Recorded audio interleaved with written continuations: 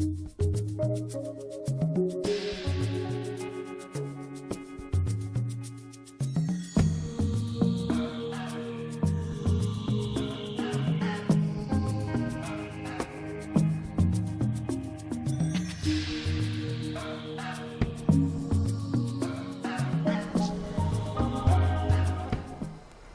to the 5th day of the meditation retreat with Most Venerable Bhante Vimalaramsi, Mahātaṇhāsaṅkhaya. Today is 18th Wednesday 2015 in February. The Venerable is going to discuss Mahātaṇhāsaṅkhaya Sutta for the Dhamma discussion from Majjhima Nikāya. Majjhima Nikāya number 38, the greater discourse on the destruction of craving, will be discussed by the Most Venerable.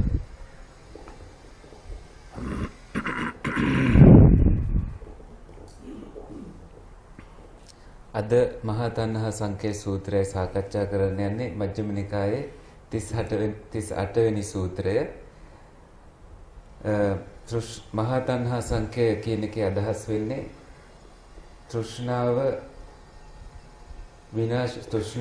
බැහැර කිරීම සම්බන්ධයෙන්, ඡය කිරීම සම්බන්ධයෙන් තියෙන මහා සූත්‍රය, විශාල සූත්‍රය කියන අදහස එතනින් අදහස් වෙන්නේ.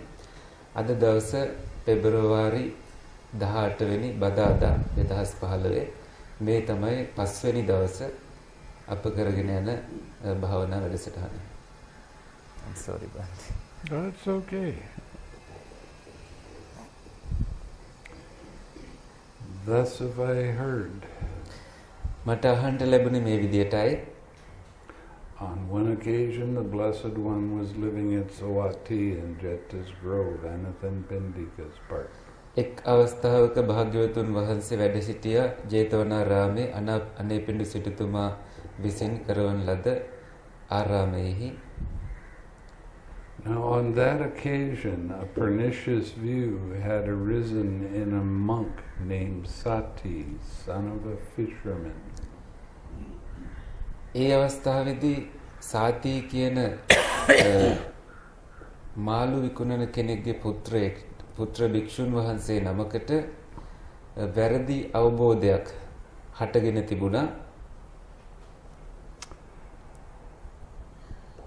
As I understand the Dhamma taught by the Blessed One, ඒ සාති භික්ෂුව කේවට්ට පුත්‍ර වූ සාති භික්ෂුව හිතනවා භාග්‍යවතුන් වහන්සේ දේශනා කරපු ධර්මය එයාට තේරෙන විදියට it is the same consciousness that runs and wanders through the rounds of rebirth, not another.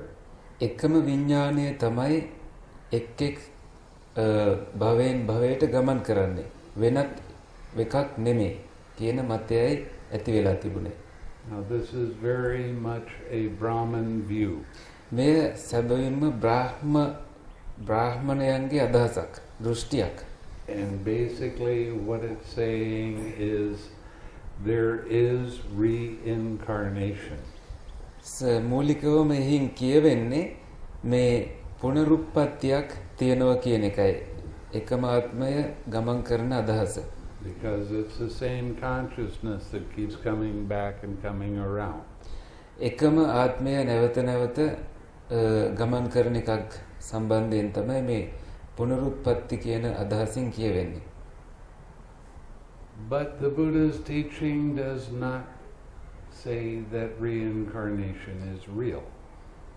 බුදුරජාණන් වහන්සේගේ දේශනාවල ඒ වුණාට කියවෙන්නේ නැහැ ඒ පුනරුත්පත්තිය කියන සංකල්පය සැබවින්ම එකම ආත්මයක් සම්බන්ධයෙන් සිද්ධ වෙනවා කියලා. The Buddha talks about rebirth. බුදුරජාණන් වහන්සේ දේශනා කරන්නේ පුනර්භවය ගැනයි. Now when you get to certain places in your meditation, you see individual consciousnesses arise and pass away, arise and pass away. So it's birth, death, birth, death. That is actually continually happening. ඔබ භාවනාවේ ඇතම් ස්ථානයකට පත් වුණාම ඔබටම තේරෙනවා එක් එක් විඥානයන් උපදිනවා නැති වෙලා යනවා. උපදිනව නැති වෙලා යනවා. ඒ ඔක්කොම එක ප්‍රවාහයක් විදියටයි තේරෙන්නේ. නමුත් ඒවා වෙන වෙනමයි සිද්ධ වෙන නිසා එකම ආත්මයක් කියලා ගන්න බෑ. Several monks, having heard about this, භික්ෂුන් වහන්සේලා කිහිප නමක් මේ සාති භික්ෂුවගේ අදහස ගැන අහලා went to the monk Sati and asked him, සාති භික්ෂුන් වහන්සේ ළඟට ගිහිල්ලා ඇහුවා, "Friend Sati, is it true such a pernicious view has arisen in you?" එවත්නි සාති ඔබට මෙහිම වැරදි අදහසක් ඇති වෙලා තියෙන එක ඇත්තද කියලා ඇහුවා. So what they're actually saying is, "Monk, are you so stupid as to believe this?" ඇත්තටම මේ භික්ෂුන් වහන්සේලා අහන්නේ ඔබ ওই තරම් මෝඩෙක්ද මෙච්චර මෙහෙම එකක් විශ්වාස කරගෙන ඉන්න? And the answer came, "Exactly so, friends." උත්තරේ තමයි ඔව් එහෙමම තමයි කියන එක. As I understand the Dhamma taught by the Blessed One, භාග්‍යවතුන් වහන්සේ දේශනා කරපු ධර්මයේ මට තේරෙන විදිහට it is the same consciousness that runs and wanders through the rounds of rebirth, not another. ඒ එකම විඥානය තමයි භවයෙන් භවයට ගමන් කරන්නේ. වෙනස් වීමක් වෙනස් එකක් නෙමෙයි. Then the monks, desiring to detach him from that pernicious view, ඊළඟට භික්ෂුන් වහන්සේලා සාති භික්ෂුව එම අදහසින් මුදවා ගැනීමේ බලාපොරොත්තුවෙන් pressed and questioned and cross-questioned him thus. මෙහෙම ප්‍රශ්න කරා. එක එක ආකාරයෙන් නැවත නැවත ප්‍රශ්න කරා. "Friend Sati, do not say so. ආයුෂ්මත් සාති භික්ෂුන් වහන්සේ එහෙම කියන්න එපා. Do not misrepresent the Blessed One. භාග්‍යවතුන් වහන්සේව වැරදි ආකාරයට ප්‍රතිරූපණය කරන්න එපා.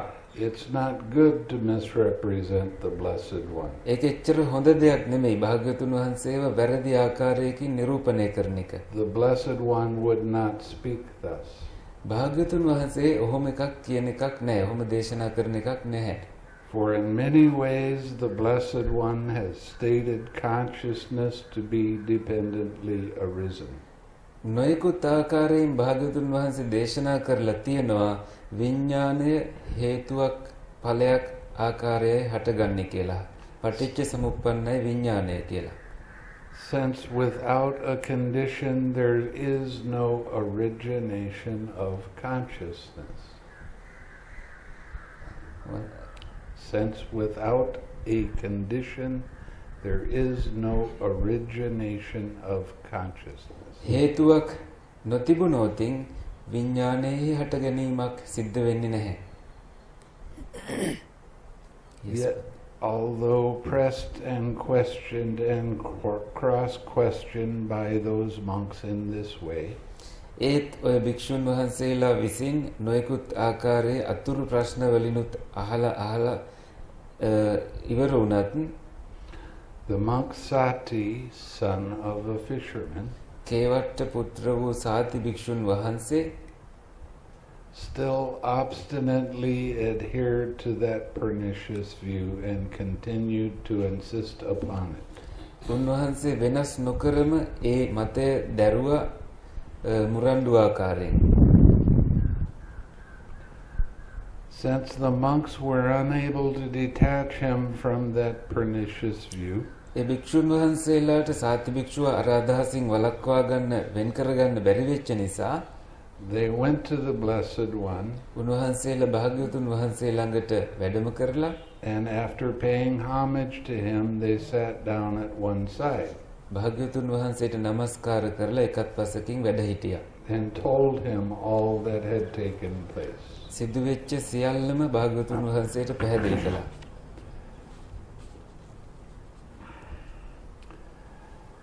They said, "Venerable Sir, උන්වහන්සේලා සඳහන් කළා ස්වාමීනි, since we could not detach the monk Sati, son of a fisherman, අපිට සාති භික්ෂුව මාළු විකුණන කෙනාගේ පුතා මේ අදහසින් වෙන් කරන්නට බැරි වෙච්ච නිසා from this pernicious view, we have reported this matter to you."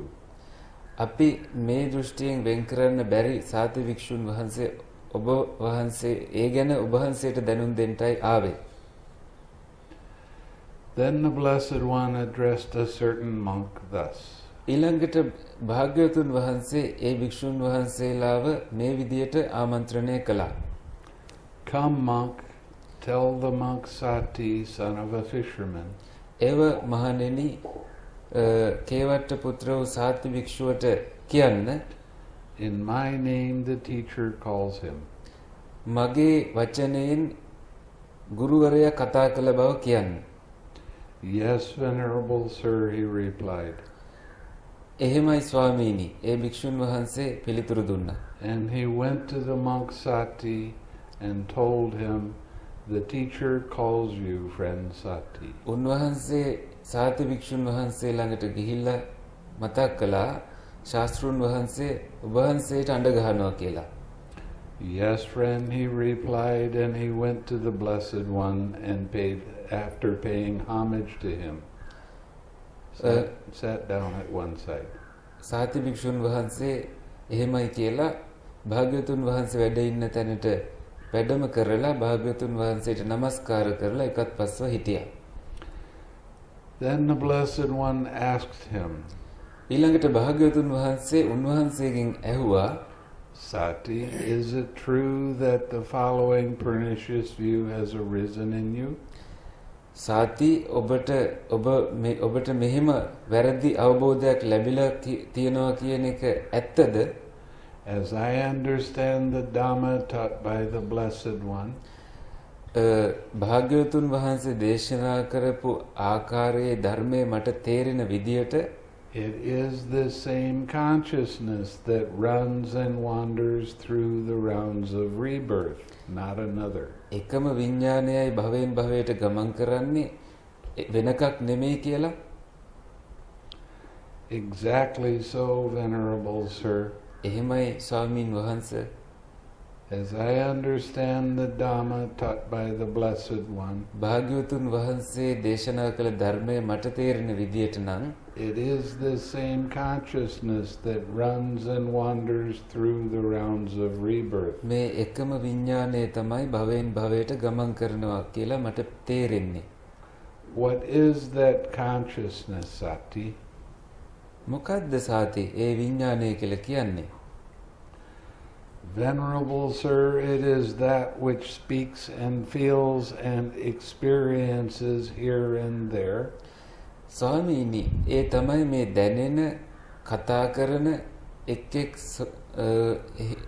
එතන මෙතන ස්වરૂපයන් අත්විඳින කෙනා. The result of good and bad actions. හොඳ සහ නරක ක්‍රියාවල ඵලය විඳින කෙනා. Misguided man. මෝඩ පුරුෂය.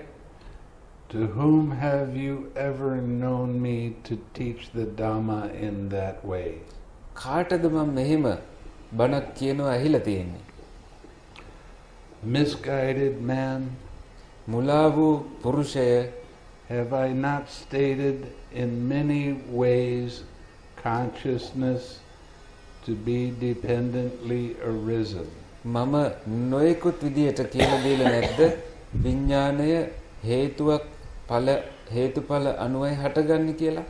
Since without a condition there is no origination of consciousness. හේතුවක් නැත්තම් විඥාණය හටගන්න විදියක් නැහැ කියලා. But you, misguided man, ඒත් ඔබ මුලා වූ පුරුෂය have misrepresented us by your wrong grasp and injured yourself. අපව මුලා කරලා තියෙනවා ඔබගේ වැරදි අල්ල ගැනීම නිසා. අපේ ධර්මයේ වැරදි විදියට ඔය පැහැදිලි කරන්නේ. And have stored up much demerit. බොහෝ අකුසල් කරගෙන දැන්.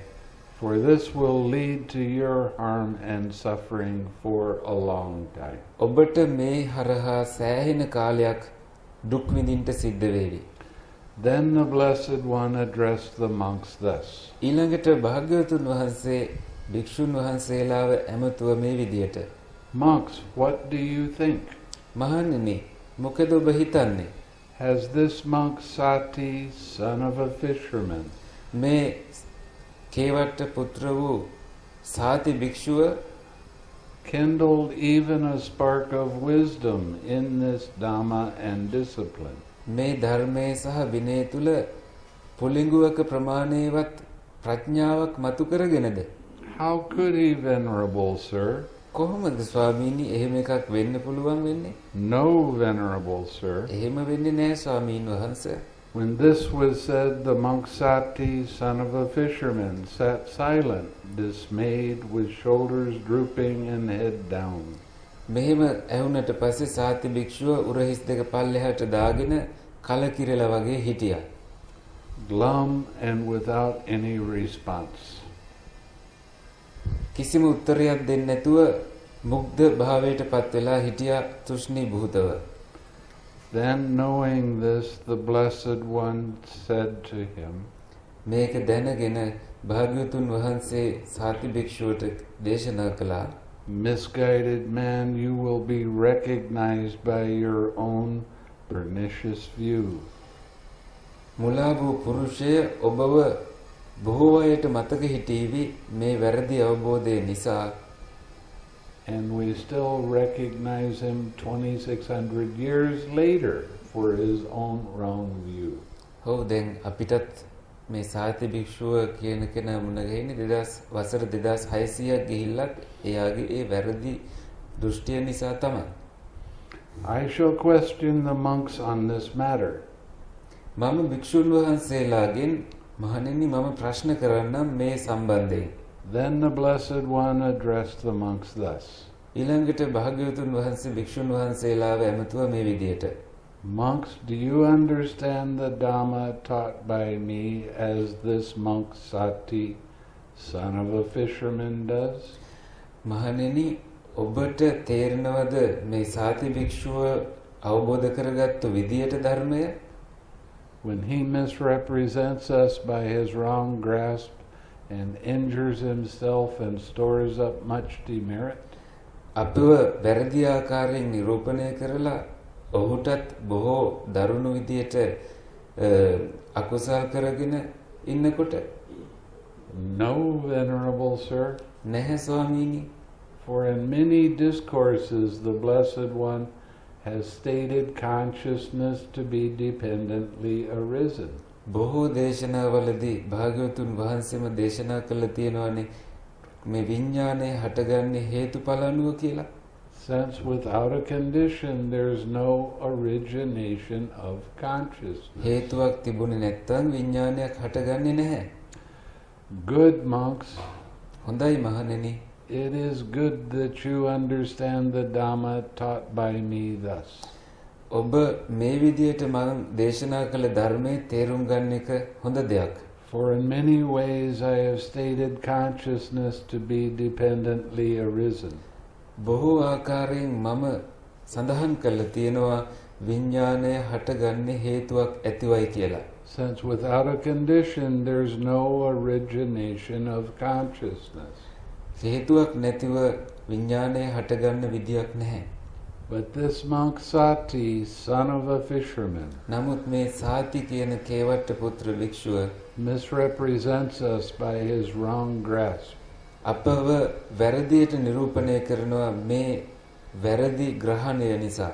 And injures himself and stores up much demerit. ඔහුටත් හානි කරගෙන බොහෝ අකුසල් සිදු කරගන්නවා. For this will lead to the harm and suffering of this misguided man for a long time. මේ පුරුෂයාට බොහෝ කාලයක් අයහපතක්මයි සිද්ධ වෙන්නේ. Now, after Sati had this conversation with the Buddha, he actually disrobed.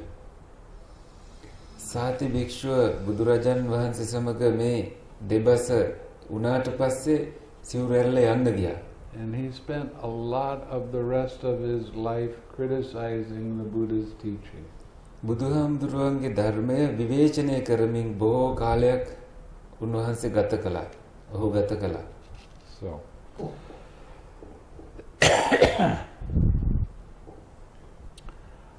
Monks, consciousness is reckoned by the particular condition dependent upon which it arises. මහණෙනි විඥානය හඳුනගන්නේ එයට හටගන්න උපකාරී වෙන දේ අනුවයි.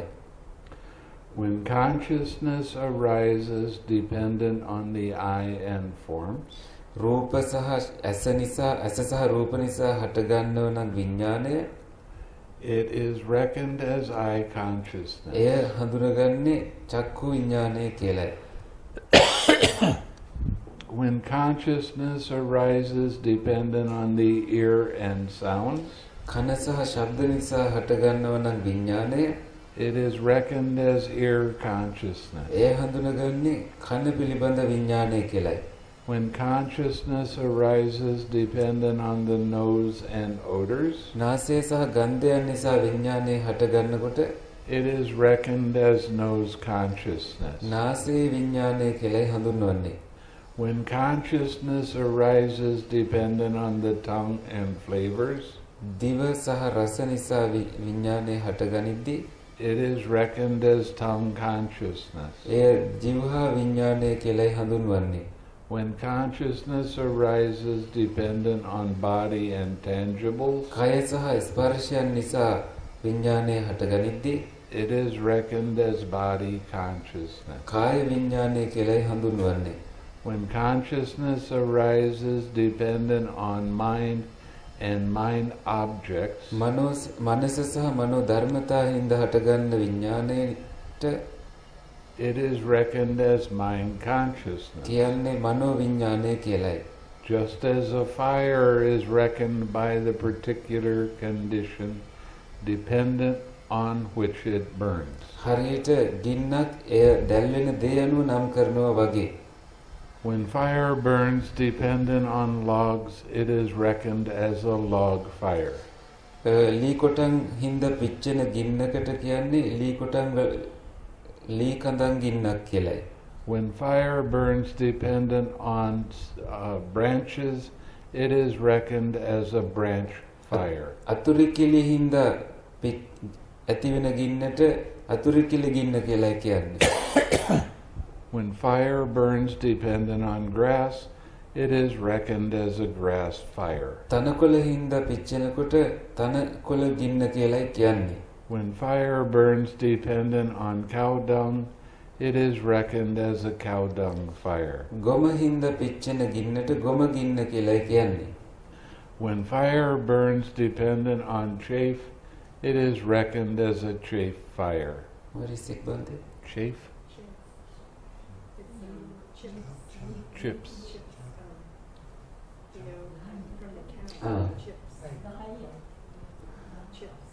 දහය හින්දා ඇතිවෙන ගින්නට කියනවා දහය ගින්න කියලා. When fire burns dependent on rubbish, it is reckoned as a rubbish fire. කුණු ගොඩක් හින්දා පිච්චෙන ගින්නට කියනවා කුණු ගොඩ හින්දා ඇතිවෙන ගින්න කියලා. So too consciousness is reckoned by the particular condition. ඒ විදිහටම විඥානයත් හඳුන්වන්නේ ඒට අදාළ වන හේතුව අනුවයි. Dependent upon which it arises. I did translate that.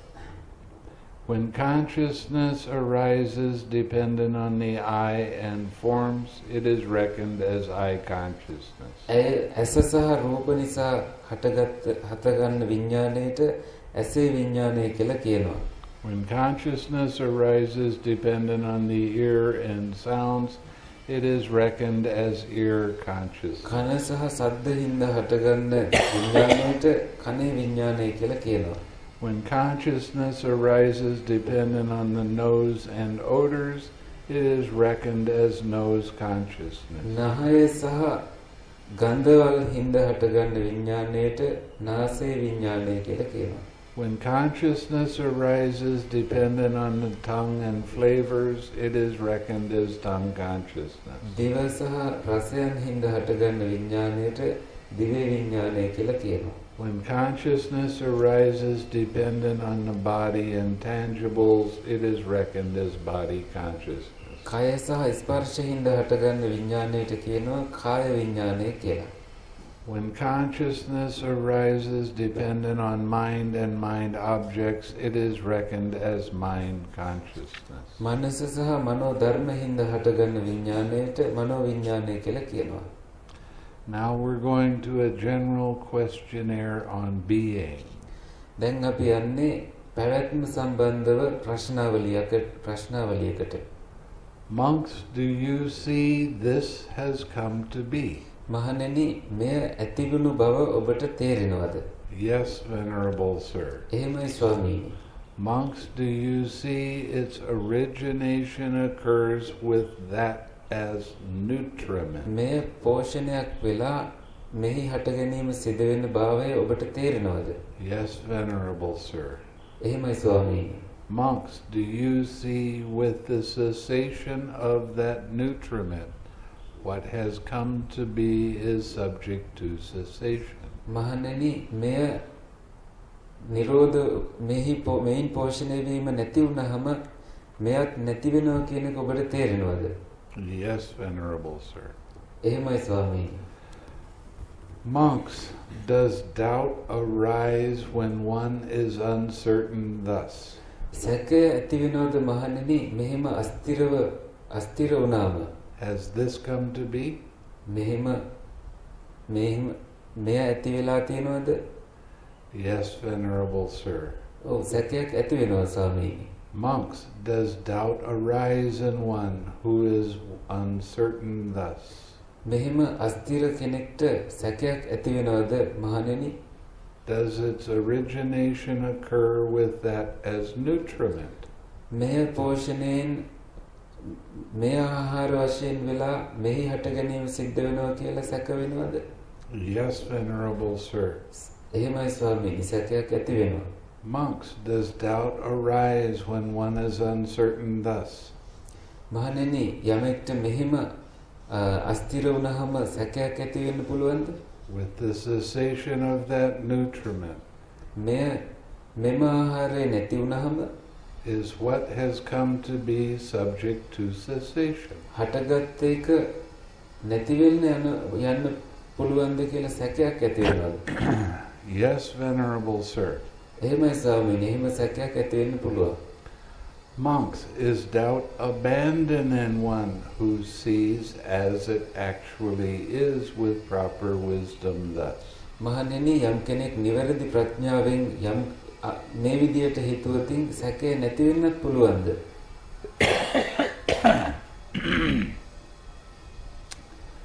This has come to be. මෙය ඇති වෙලා තියෙනවා? Yes, Venerable Sir. එහෙමයි ස්වාමීනි, මෙය ඇති වෙලා තියෙනවා කියන සැකයක් නැතුවම දැනගන්න පුළුවන්. Monks, is doubt abandoned in one who sees as it actually is with proper wisdom thus? නිවැරදි ප්‍රඥාවෙන් මේ ආකාරයෙන්ම දැක්කහම සැකයක් දුරු වෙනවද මහණෙනි? මේ ගැනත් Its origination occurs with that as nutriment. මේ පෝෂණයෙන් මෙහි හට ගැනීම වෙනවා කියලා? Yes, Venerable Sir. එහෙමයි ස්වාමීනි, සැකයක් හටගන්නේ නැහැ. Monks, is doubt abandoned in one who sees as it actually is with proper wisdom thus? මහණෙනි, සැකය නැති වෙනවද යම් කෙනෙක් ප්‍රඥාවෙන් මෙහෙම දැක්කහම? With the cessation of that nutriment, what has come to be is subject to cessation. මෙම පෝෂණය නැති වුණාම හටගත්ත දේත් පෝෂණය වීමෙන් නැති වෙලා යනවා. ඒ සැකයත් දුරු වෙනවා. Yes, Venerable Sir. එහෙමයි ස්වාමීනි. Monks, are you thus free from doubt here? මහණෙනි, ඔබ දැන් සැකයෙන් නිදහස්ද? This has come to be. මෙය හටගෙන තියෙනවා කියන සැකයෙන්? Yes, Venerable Sir. එහෙමයි ස්වාමීනි. Monks, are you thus free from doubt here? මහණෙනි, ඔබ මෙතනදිත් සැකයෙන් නිදහස්ද? Its origination occurs with that as nutriment. මෙයින් පෝෂණය වෙලා මෙහි හට ගැනීම වෙනවා කියන එක? Yes, Venerable Sir. එහෙමයි ස්වාමීනි. Monks, are you thus free from doubt here? මහණෙනි, ඔබ මෙතනදිත් සැකයෙන් නිදහස්ද? With the cessation of that nutriment, what has come to be is subject to cessation. මෙම ආහාර නැති වුණාම හටගත්ත එකත් නිරෝධ වෙනවා කියලා. Yes, Venerable Sir. එහෙමයි ස්වාමීනි. Monks, has it been seen well by you as it actually is, with proper wisdom thus? ඔබ හොඳින් දැනගෙන හිටියද නියම ප්‍රඥාවෙන් මෙන්න මෙහෙම. So the question before, he was asking if they knew by philosophy, and now he's asking if you know by your direct experience. ඉස්සෙල්ලා ප්‍රශ්නෙන් අදහස් කරේ දාර්ශනික වශයෙන් භික්ෂුන් වහන්සේලා දැනගෙන හිටියද කියන එක. දැන් අහන්නේ අත්දැකීමෙන් දන්නවද කියලා දැනගන්න. This has come to be. මෙය හටගෙන තියෙනවා. Yes, Venerable Sir. එහෙමයි ස්වාමීනි. Monks, has it been seen well by you as it actually is with proper wisdom thus? මහණෙනි ඔබ නිවැරදි ප්‍රඥාවෙන් හොඳින් දැකලා තියෙනවද මේ විදියට? Its origination occurs with that as nutriment. යමක හට ගැනීම සිදු වෙන්නේ යමක් ආහාර වශයෙන් අරගත්තට පස්සේ. Yes, Venerable Sir. එහෙමයි ස්වාමීනි. Monks, has it been seen well by you as it actually is with proper wisdom thus? මහණෙනි මේ විදියටත් ඔබ හොඳින් දැනගෙන ඉඳලා තියෙනවද? With the cessation of that nutriment, එම පෝෂකය නැති වුණාම what has come to be is subject to cessation.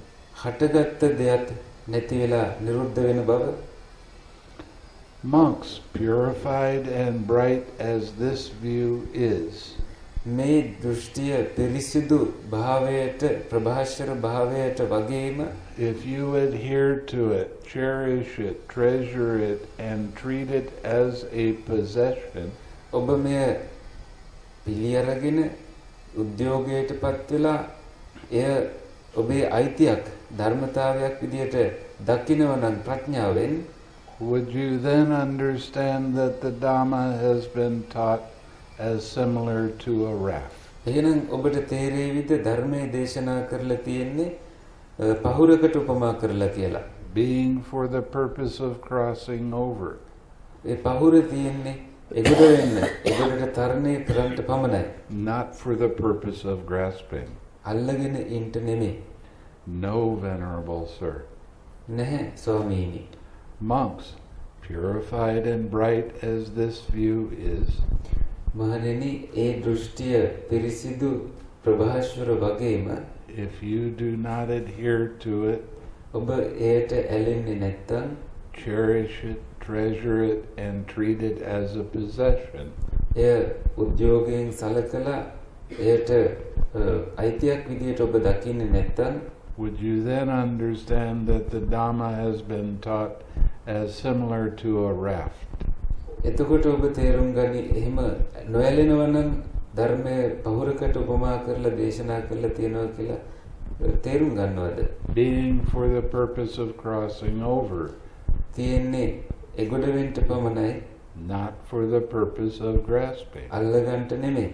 Yes, Venerable Sir. එහෙමයි ස්වාමීනි. Now we're going to talk about nutriment and dependent origination. දැන් ඊළඟට අපි කතා කරන්න යන්නේ පෝෂක ගැන සහ හේතුඵල ධම ගැනයි. Monks, there are these 4 kinds of nutriment මහණෙනි ආහාර වර්ග 4ක් තියෙනවා. for the maintenance of beings සත්වයාගේ පැවැත්ම පිණිස. that have already come to be, ඒවා දැනටමත් හටගෙන තියෙනවා. and for the support of those about to come to be.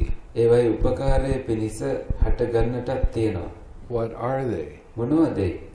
They are physical food as nutriment, ඒවා භෞතික ආහාර පෝෂණය වශයෙන් ගන්න, gross and subtle.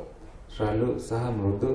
Contact as the second, ස්පර්ශය තමයි දෙවැන්න, formations as the third, සංස්කාර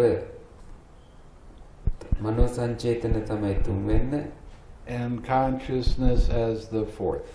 විඥානය තමයි හතරවැන්න. Now, amongst these four kinds of nutriment have what as their source? මහණෙනි මේ ආහාර හතරෙහි මූලය මොකද්ද? මූලාශ්‍රය මොකද්ද? What as their origin? මොකද්ද එහි හට ගැනීමට තියෙන්නේ?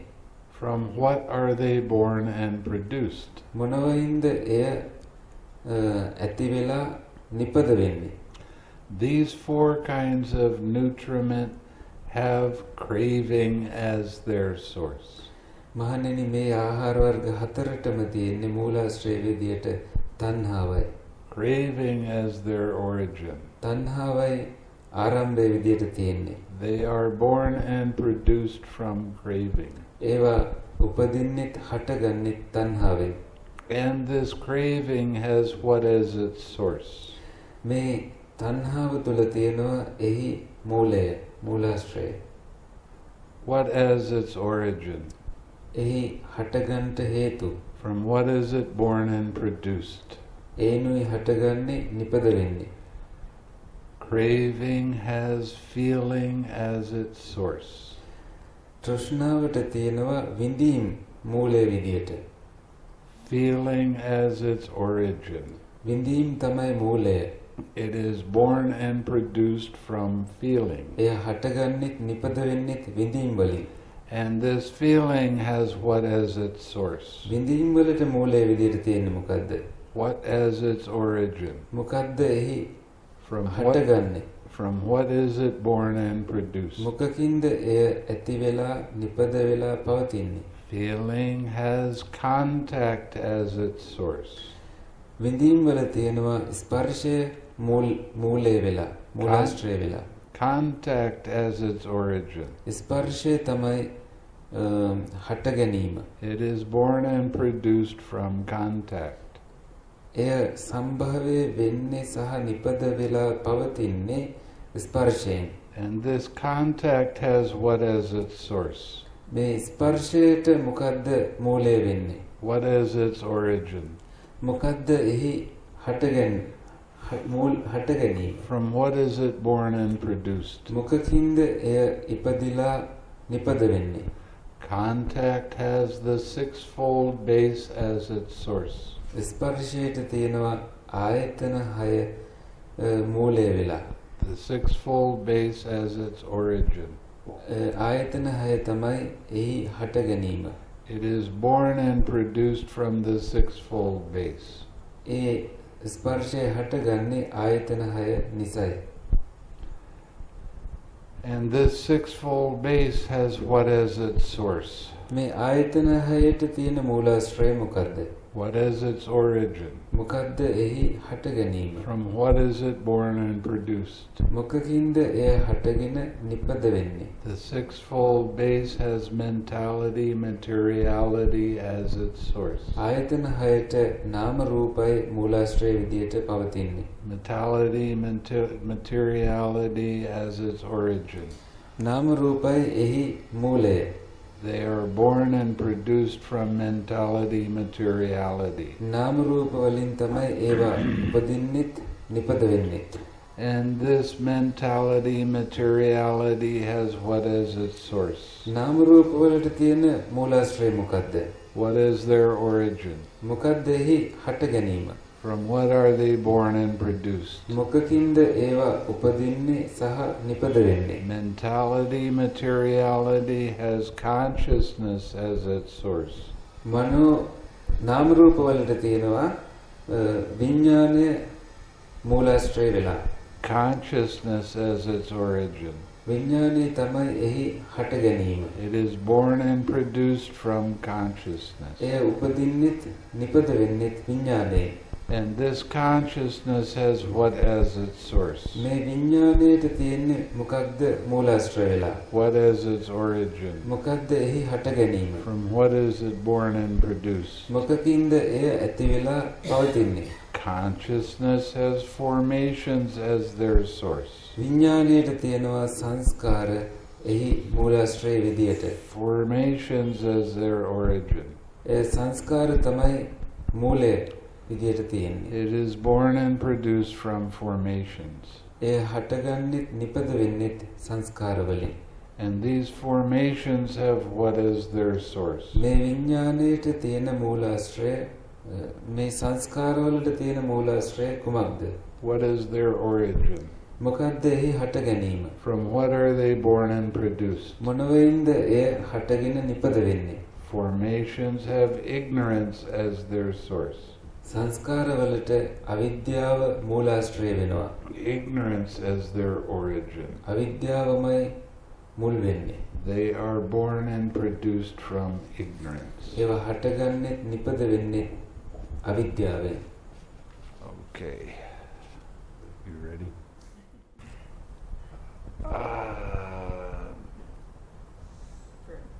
With habitual tendency as condition, birth comes to be, so it was said. භව පුරුදු නිසා ජාතිය හටගන්නවා කියලා කියුණා. Now, monks, does birth have habitual tendency as condition or not, or how do you take it in this case?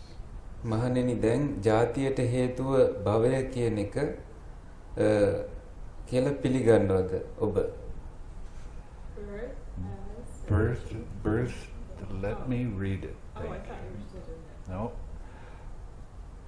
Birth has habitual tendency as condition, Venerable Sir. භව පුරුදු නිසා තමයි ජාතිය හටගන්නේ ස්වාමීන් වහන්සේ. Thus we take it in this case. අපි ඒ විදියටයි මෙය තේරුම් ගන්නේ. With habitual tendency as condition, birth comes to be. භවය නිසා ජාතිය හටගන්නවා. With clinging as condition, habitual tendency comes to be, so it was said. උපාදාන නිසා භවය ඇති වෙනවා කියලා කියුණා. Now, monks, දැන් මහණෙනි does habitual tendency have clinging as condition or not? Or how do you take it in this case? භවයට උපාදානය හේතු වෙනවා කියන එක ඔබ පිළිගන්නවද? එහෙම නැද්ද?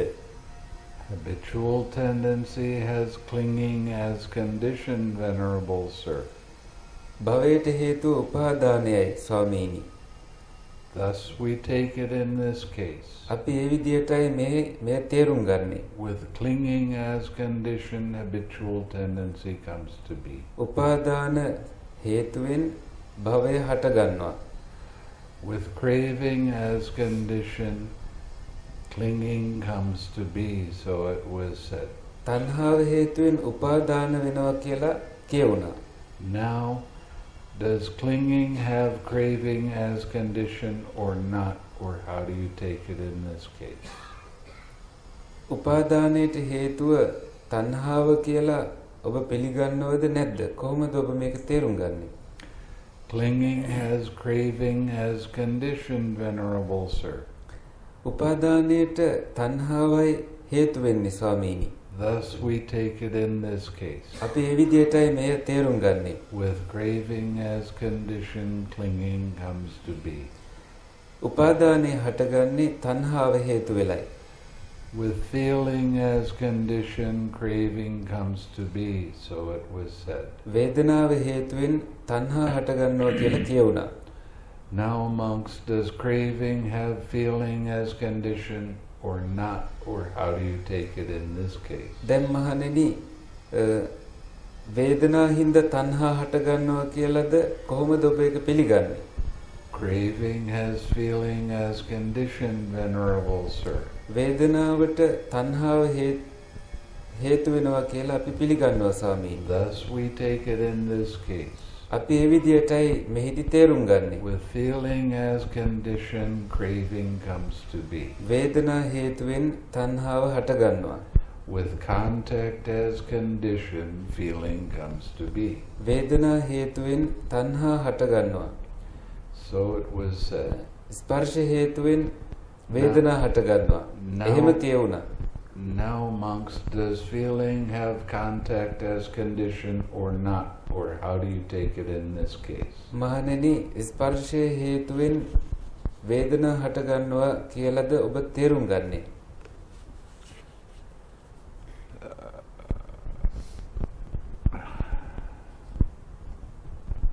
Feeling has contact as condition, Venerable Sir. Thus we take it in this case. වේදනාවට හේතු වෙන්නේ ස්පර්ශයයි ස්වාමීනි. ඒ විදිහටයි අපි තේරුම් ගන්නේ. With contact as condition, feeling comes to be. වේදනාවන් හටගන්නේ ස්පර්ශයන් හේතුවෙන්. With the sixfold base as condition, contact comes to be, so it was said. ආයතන 6 හින්දා ස්පර්ශය සිද්ධ වෙන්නේ කියලා කියුණා. Now, monks, දැන් මහණෙනි, does contact have the sixfold base as condition or not? Or how do you take it in this case? ස්පර්ශය ආයතන 6ට හේතු වෙනවා කියලා පිළිගන්නවද ඔබ? කොහොමද ඒ තේරුම් ගන්නේ? Contact has the sixfold base as condition, Venerable Sir. Thus we take it in this case. ආයතන 6 හින්දා ස්පර්ශය සිද්ධ වෙනවා කියලා අපි පිළිගන්නවා ස්වාමීනි. With the sixfold base as condition, contact comes to be. ආයතන 6 හින්දා ස්පර්ශය සිද්ධ වෙනවා. With mentality, materiality as condition, the sixfold base comes to be, so it was said. නාම රූප හින්දා ආයතන 6 හට ගන්නවා කියලා කියුණා. Now, monks, does the sixfold base have mentality, materiality as condition or not? Or how do you take it in this case? ආයතන 6ට උපකාරී වෙන්නේ නාම රූප කියලාද කොහොමද ඔබ පිළිගන්නේ? The sixfold base has mentality, materiality as condition, Venerable Sir. Thus we take it in this case. නාම රූප හින්දා තමයි ස්වාමීනි ආයතන 6 හටගන්නේ. ඒ විදිහටයි අපි මේක තේරුම් ගන්නේ. With mentality, materiality as condition, the sixfold base comes to be. නාම රූප හින්දා ආයතන 6 හටගන්නවා. With consciousness as condition, mentality, materiality comes to be, so it was said. විඥානයේ හින්දා නාම රූප හටගන්නවා කියලා කියුණා. Now, monks, does mentality, materiality have consciousness as condition or not? Or how do you take it in this case? දැන් මහණෙනි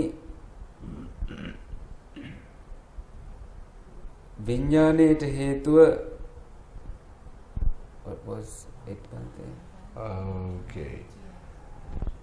Does mentality, materiality have consciousness as condition or not? Or how do you take it in this case? විඥානයේ නාම රූපයට හේතු වෙන්නේ කියන එක ඔබ පිළිගන්නවද? කොහොමද ඔබ මේ තේරුම් ගන්නේ මහණෙනි?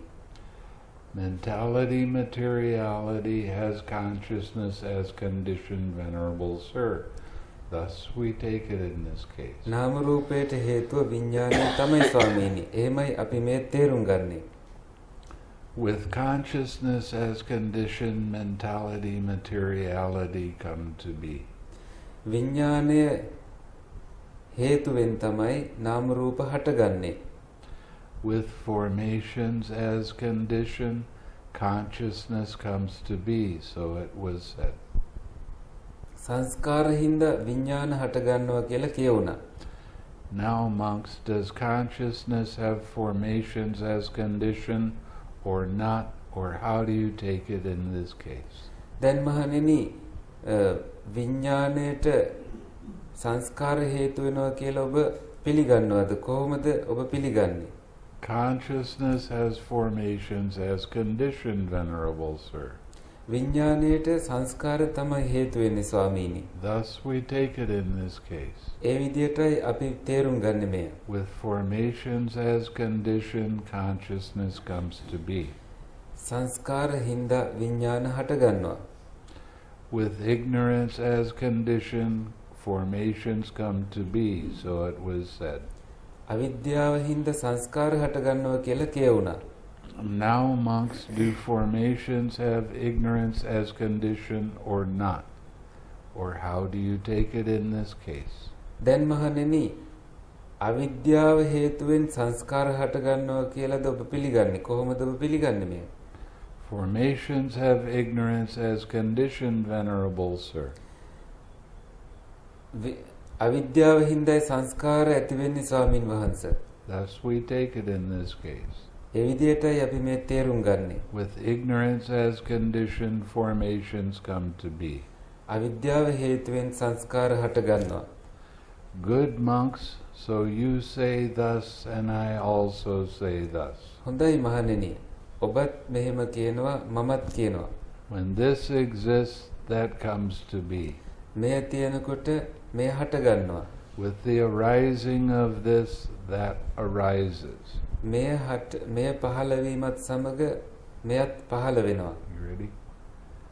That is. ඒ තමයි.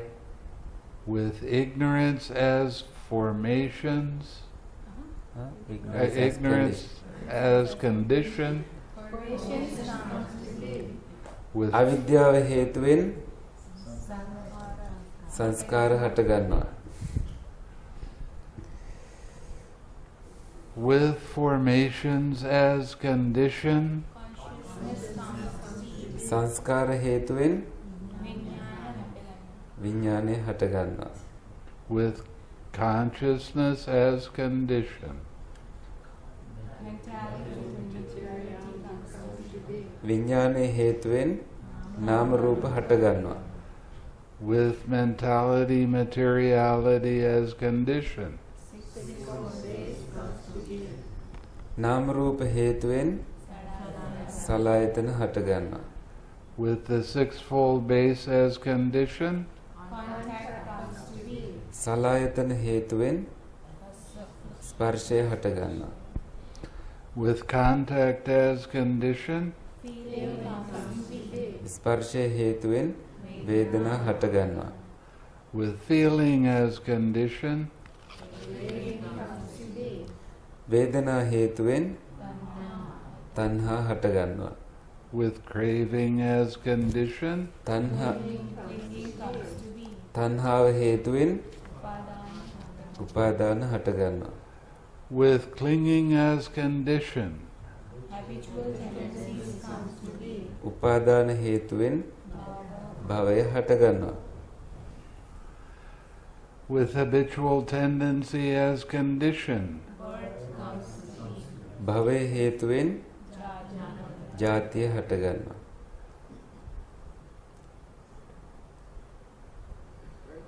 with birth as condition, aging and death, sorrow, lamentation, pain, grief, and despair comes to be. Such is the origin of this whole mass of suffering. ජාතිය නිසා ජරා මරණ ශෝක පරිදේව දුක්ඛ දෝමනස්ස උපායාස හට ගන්නවා. මේ තමයි මුළු දුක්ඛ ස්කන්ධයේම පහළවීම.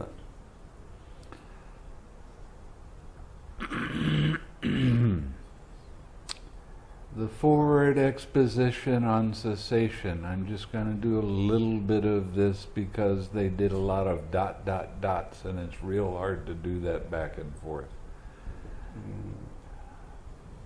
It's forward cessation. Yeah, forward exposition on cessation. නිරෝධය සිදුවීමෙහි අනුලෝම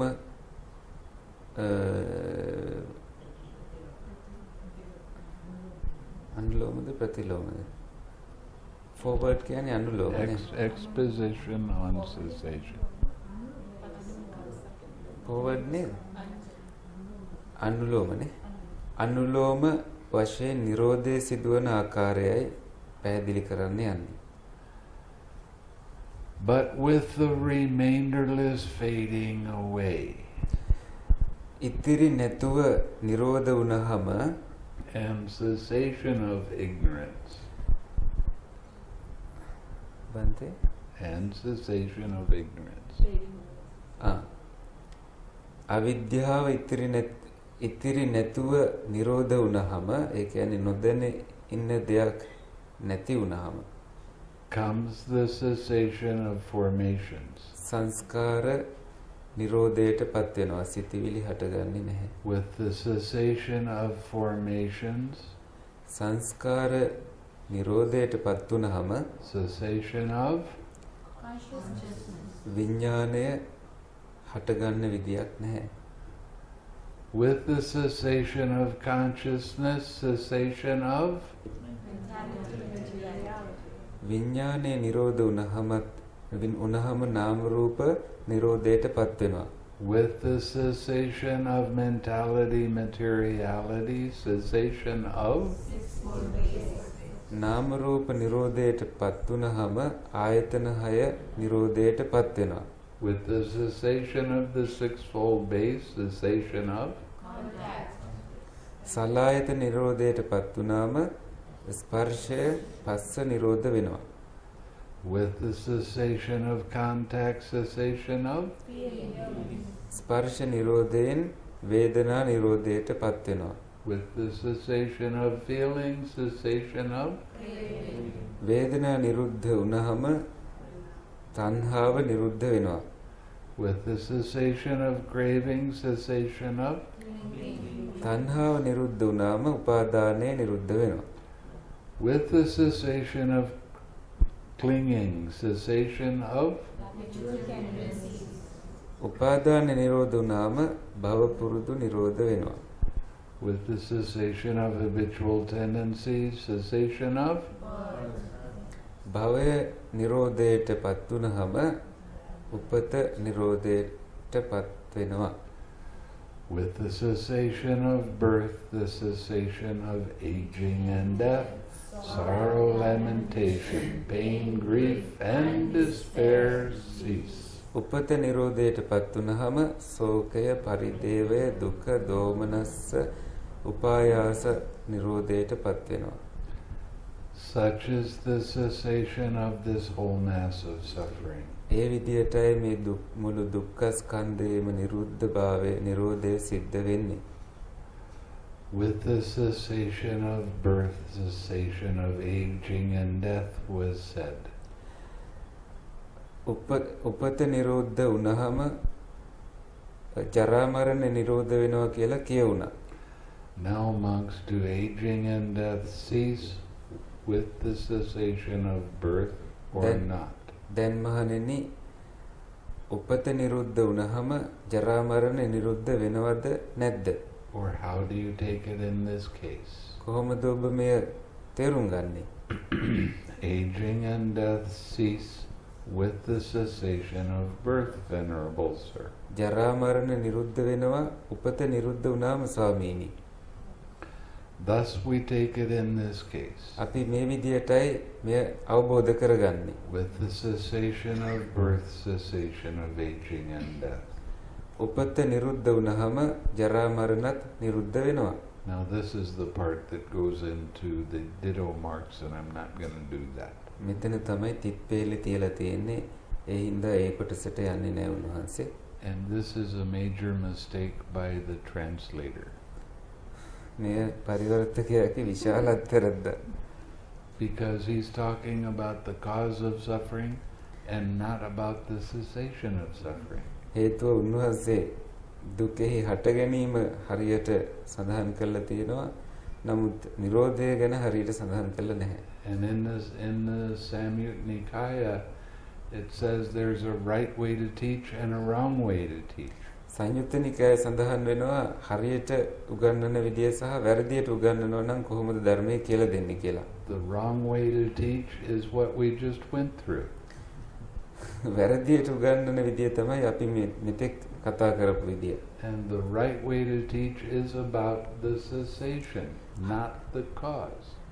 හරියටම උගන්වනවා නම් නිරෝධයයි උගන්වන්න ඕනේ. හේතුව විතරක් හේතුව නෙමෙයි. And you know, there's an awful lot of people that teach about Buddhism and they like to focus very heavily on dukkha. බුදුදහම උගන්වන ගොඩක් අය ඉන්නවා. ඔබ දන්නවද? ඒ අය වැඩිපුර කැමති මේ දුක්ඛ කියන එක ගැන කතා කරන්න. I had one friend that got up and he told everybody all of life is dukkha. එකේ යාළුවෙක් හිටියා මට එකපාරටම නැගිටලා යක්වා මුළු ජීවිතේම දුකක් කියලා. And I couldn't stand it. මට ඒක එච්චර ඇල්ලුවේ නැහැ. So I got up and said I'd rather hear about the cessation of dukkha. මං ඊට පස්සේ කිව්වා මං කැමති දුක්ඛ නිරෝධය ගැනයි කතා කරන්න. And that's the way the Buddha teaches. දුක්ඛ නිරෝධය ගැනයි බුදුහාමුදුරුවෝ දේශනා කළේ. Okay. Now we're going to do this again. දැන් අපි මේ නැවතත් කරන්න යන්නේ. Good monks, so you say thus, and I also say thus. හොඳයි මහණෙනි, ඔබත් මෙහෙම කියනවා, මමත් කියනවා. When this does not exist, මෙය පවතින්නේ නැත්නම් that does not come to be. මෙහි හට ගැනීමක් වෙන්නේත් නැහැ. With the cessation of this, that ceases. මෙය නිරුද්ධ වුණාම මෙයත් නිරුද්ධ වෙනවා. That is, with the cessation of ignorance comes the cessation of ඒ තමයි අවිද්‍යාව නිරුද්ධ වුණාම සංස්කාර නිරුද්ධ වෙනවා.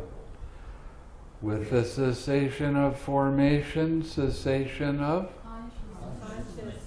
සංස්කාර නිරුද්ධ වුණාම විඥානය නිරුද්ධ වෙනවා. With the cessation of consciousness, cessation of විඥානය නිරුද්ධ වුණාම නාම රූප නිරුද්ධ වෙනවා. Now this is the way they teach in Burma. They just keep repeating over and over and over and over again. මේ විදිහට තමයි බුරුමයේදී ධර්මය උගන්වන්නේ. ඒක නැවත කියවනවා. There was one monastery in Burma that's all they did all day. බුරුමේ එක ආරාමයක් තිබුණා. ඒ ආරාමේ මේ හේතුඵල ධම සජ්ජායනා කරන එක තමයි නිතරම කරේ මුළු දවසේම. And there was 100 or 150 people doing that. 100ක් හෝ 150ක් විතර මිනිස්සු එහෙම කර හිටියා. That's how important they thought this was. එච්චර ඒගොල්ලෝ හිතුවා මෙය ඒ තරම්ම වැදගත්. එහෙම තමයි ඒගොල්ලෝ මේ වැදගත් විදියට ගත්තේ. It is good to know how the links of dependent origination arise and how they cease. එහෙනම් ඒවා හට මේ හේතුඵල ධර්මතාවය පටිච්ච සමුප්පාදය හට ගන්න ආකාරයත් නිරෝධ වෙන ආකාරයත් දැන ගැනීම හොඳ දෙයක්. Because you will get to see this for yourself. ඔබටම මෙය තේරෙයි. එතකොට මෙය දැනගෙන ඉන්න එක හොඳයි. With the cessation of mentality, materiality comes the cessation of නාම රූප නිරුද්ධ වුණාම සලආයතන නිරුද්ධ වෙනවා. With the cessation of the sixfold base, cessation of සලආයතන නිරුද්ධ වුණාම ස්පර්ශ නිරුද්ධ වෙනවා. With the cessation of contact, cessation of ස්පර්ශ නිරුද්ධ වුණාම පින්දීම් නිරුද්ධ වෙනවා. With the cessation of feeling, cessation of විඳීම් නිරුද්ධ වුණාම තණ්හාව නිරුද්ධ වෙනවා. With the cessation of craving, cessation of තණ්හාව නිරුද්ධ වුණාම උපාදාන නිරුද්ධ වෙනවා. With the cessation of clinging, cessation of උපාදාන නිරුද්ධ වුණාම භව නිරුද්ධ වෙනවා. With the cessation of habitual tendencies, cessation of භවය නිරුද්ධ වුණාම උපත නිරුද්ධ වෙනවා. With the cessation of birth, aging and death, sorrow, lamentation, pain, grief and despair cease. උපත නිරුද්ධ වුණාම ජරා මරණ ශෝක පරිදේව දුක්ඛ දෝමනස්ස උපායාසත් නිරුද්ධ වෙනවා. Such is the cessation of this whole mass of suffering. අන්න ඒ විදියටයි මේ මුළු දුක්ඛ ස්කන්ධේම නිරුද්ධ වීම සිද්ධ වෙන්නේ. Monks, knowing and seeing in this way, මහණෙනි මෙය දැනගෙනත් දකිමිනුත් would you run back to the past thus? ඔබ අතීතයට දුවලයිද මෙහෙම? Were we in the past? Were we not in the past? අපි අතීතයේත් මේ විදියටම හිටියද නොහිටියද? What were we in the past? How were we in the past? මොන විදියටද අපි අතීතයේ හිටියේ? කොහොමද? Having been what did we become in the past? අපි කොහොම වෙලා කොයි තත්වයටද පත් උනේ? No, Venerable Sir. නැහැ ස්වාමීනි. You wouldn't have time to think about the past when you're seeing how the links work. මේ හේතුඵල වැඩ කරන හැටි ඔබ දකිනකොට ඔබට වෙලාවක් නැහැ. But you also have to understand that the Buddha basically taught 3 ways of attaining Nibbana. ඔබට වෙලාවක් නැහැ අතීතයට දුවන්න මේ මොනවද වෙන්නේ කියලා බලන්න. ඔබ එහෙම යන්නෙත් නැහැ හේතුව කෙනෙක් නැති ස්වභාවය ඔබට තේරෙන නිසා. What were you saying, Bhante? What? 3 ways. 3 ways to attain Nibbana. බුදුහාමුදුරනේ. The Buddha බුදුරජාණන් වහන්සේ නිවන 3 ආකාරයෙන් විස්තර කරා. There is a personality type that is very intellectual but not very sensitive to feeling. එක්තරා චරිත ස්වභාවයක් තමයි ඒ අය හරිම බුද්ධිමත්, ඒ අය එච්චර සංවේදී නැහැ විඳීම් වලට, වේදනා වලට. And that was like Sariputta. හරියට සරියුත් හාමුදුරුවෝ වගේ. You already heard me tell you that he went through all of the rupa and arupa jhanas to attain nibbana. ඔබ දැනටමත් අහලා තියෙන මගෙන් අහන්න යෙදුනා සරියුත් හාමුදුරුවෝ අනුපද සූත්‍රයට අනුව රූප අරූප ධ්‍යාන එකිනෙක හරහා ගිය බව. Now there are some people that are not really truly intelligent as others, but they're very sensitive to feeling. නමුත් සමහර අය ඉන්නවා ඒ අය එච්චරම බුද්ධිමත් භාවයක් අනිත් අය වගේ නැති වුණාට ඒ අයට හැඟීම් පිළිබඳව සංවේදීතාවය තියෙනවා. And these are the people that start developing psychic abilities and powers. එහෙම අය තමයි එර්ධි බලය එහෙම එක් බලයන් වැඩි දියුණු කරගන්නේ. And after they go through all of the different things, then they see the links of dependent origination through these different experiences. එහෙම අය මේ එක් බලයන් හරහා ගිහිල්ලා පස්සේ හේතුඵල ධමයක් තේරුම් ගන්න පටන් ගන්නවා. And then there's people that was like the Buddha. ඊළඟට ඉන්නවා සමහර අය බුදුහාමුදුරුවෝ වගේ. Very intelligent. ඊටාම ප්‍රඥාව ඊටාම බුද්ධිමත් and sensitive to feeling. වේදනාවලට සංවේදී. And a lot of people attain nibbana this way. බොහෝ අය නිවන අවබෝධ කරගන්නවා මේ විදියට. They went to the 4th jhana. ඒ අය 4 වෙනි ධ්‍යානයට ගියා. They started working on memory of past lives. අතීත ජීවිත සම්බන්ධයෙන් ඒගොල්ලන්ගේ අවධානය යොමු වුණා. And then they started to visit other realms. ඊළඟට ඒ අය පටන් ගන්නවා නොයෙකුත් තලයන් වල දිව්‍ය තල වගේ තලවල සංචාරය කරන්න. That means the hell realms and the heavenly realms and the Brahma realms and all of these kind of places. ඒ කියන්නේ අපාය තල, දිව්‍ය තල, බ්‍රහ්ම තල වගේ නොයෙකුත් ස්ථාන. And then they started understanding the links of dependent origination and attain nibbana that way. ඊළඟට ඒගොල්ලෝ හේතුඵල ධම අවබෝධ කරගෙන නිවන අවබෝධ කරගන්නවා ඒ විදියට. This is called the Tivijja. මේකට කියන්නේ ත්‍රිවිද්‍යාව කියලා. The triple knowledges. ඥාන 3. Okay? And a lot of people attain nibbana that way. බොහෝ අය මේ විදියට නිවන අවබෝධ කරගන්නවා. I have taught past lifetimes to some people. මම උගන්වලා තියෙනවා ඇතැම් අයට මේ අතීත ජීවිත සම්බන්ධයෙන්. Because it was a good thing to do. හේතුව ඒ අයට ඒක හොඳ දෙයක්. And you have unshakable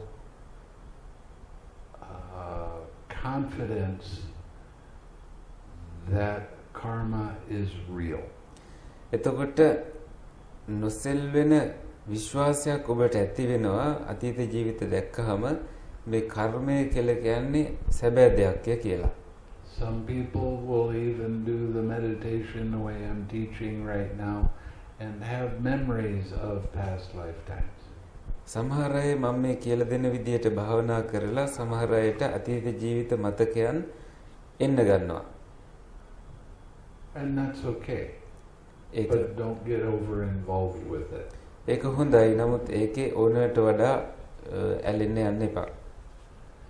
Now the way I teach, I really don't want to have too many students that are playing with psychic abilities. You don't have time? I don't have time for them. Okay. උන්වහන්සේ උගන්වන විදියට උන්වහන්සේට කාලය නැතුළු මේ අතීත ජීවිත සම්බන්ධව කියලා දෙන්න. Because people that develop psychic abilities, they start puffing their chest out and saying, "Look at how good I am." අතීත ජීවිත දකින්න අය පපෝස්සල කියනවා බලන්න මගේ දිහා කොච්චර හොඳයිද මං කියලා. So oh, psychic abilities. I was seeing past lives. එර්දි බල උපදවා ගන්න අය පපෝ උස්සල කියනවා මට දැන් එර්දි බල තියෙනවා කියලා. එර්දි බල උගන්වන්නේ උන්වහන්සේට කාලේ නැහැ කියලා කියන්නේ ඇත්තට. if you start developing psychic abilities, you have to come to my center and be around me all the time. ඔබ එර්දි බල උපදවා ගන්නවා නම් ඕන නම් මගේ භාවනා මධ්‍යස්ථානයට ඇවිල්ලා what are you talking about? Psychic abilities? Flying in the air, diving in the earth, divine eye, divine ear, reading others' minds. එර්දි බල උපදවා ගන්නවා නම් මගේ භාවනා මධ්‍යස්ථානෙට ඇවිල්ලා මා එක්ක ඉන්න ඕනේ නිතරම. ඒ එර්දි බල කියලා කියන්නේ අහස සක්මන් කරන එක, පොළොවේ කිමිදින එක, දිව්‍ය ඇස, දිව්‍ය කන වගේ දේවල්. See, the reason that this is a difficult thing and you'd have to be around me for a while is because you forget that the purpose of the meditation is to attain nibbana, not to play with psychic abilities. මොකද දන්නවද එහෙම කියන්න හේතුව ඔබ මේ එර්දි බල උපදවා ගන්න උත්සාහ කරාම ඔබට ටික වෙලාවකින් අමතක වෙලා යනවා මේ ධර්මයේ අරමුණ තමයි නිවන අවබෝධ කර ගැනීම. එර්දි බල උපදවා ගැනීම නෙමෙයි කියන එක ඔබට අමතක වෙනවා. I have had a few students that they insisted that I teach them about the psychic abilities and they were very good at it. මට හිටිය සමහර ශිෂ්‍යෝ ඒගොල්ලොන්ට ඕනුනා මේ එර්දි බල මගෙන් ඉගෙන ගන්න. ඒගොල්ලෝ ඒකේ සෑහෙන දක්ෂයෝ. But I won't teach anybody unless they're a Sotapanna first. මං කිසි කෙනෙක්ට හැබැයි උගන්වන්නේ නැහැ අවම තරමේ සෝවාන් භාවයටවත් ඒ කෙනාපත් වෙලා නැත්තම්. Then you have a different perspective, so you don't get so caught up in these kind of things. සෝවාන් වෙච්ච කෙනාට තියෙන අවබෝධය වෙනස් නිසා මේ එර්දි බලවලට ඒ තරම් ඒගොල්ලෝ අහු වෙන්නේ යන්නේ නැහැ. ඒකයි එහි වටිනාකම. So if you come in and you have an interview with me and you get excited about, I saw this and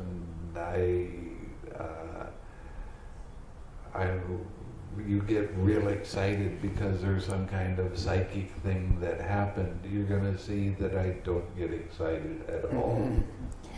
ඔබ ඇවිල්ලා මොනවා හරි අත්දැකීමක් ලැබුවහම එර්දි බල සම්බන්ධ ඔබ ඇවිල්ලා කලබල වෙලා මට කියනකොට මම පොඩ්ඩක්වත් කලබල වෙන්නේ නැතුව ඉන්නවා. And I'm going to ask you if you 6R'd it.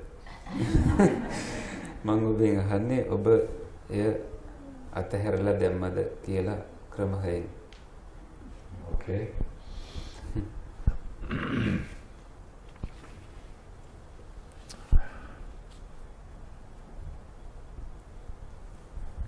Knowing and seeing in this way, would you run forward to the future thus?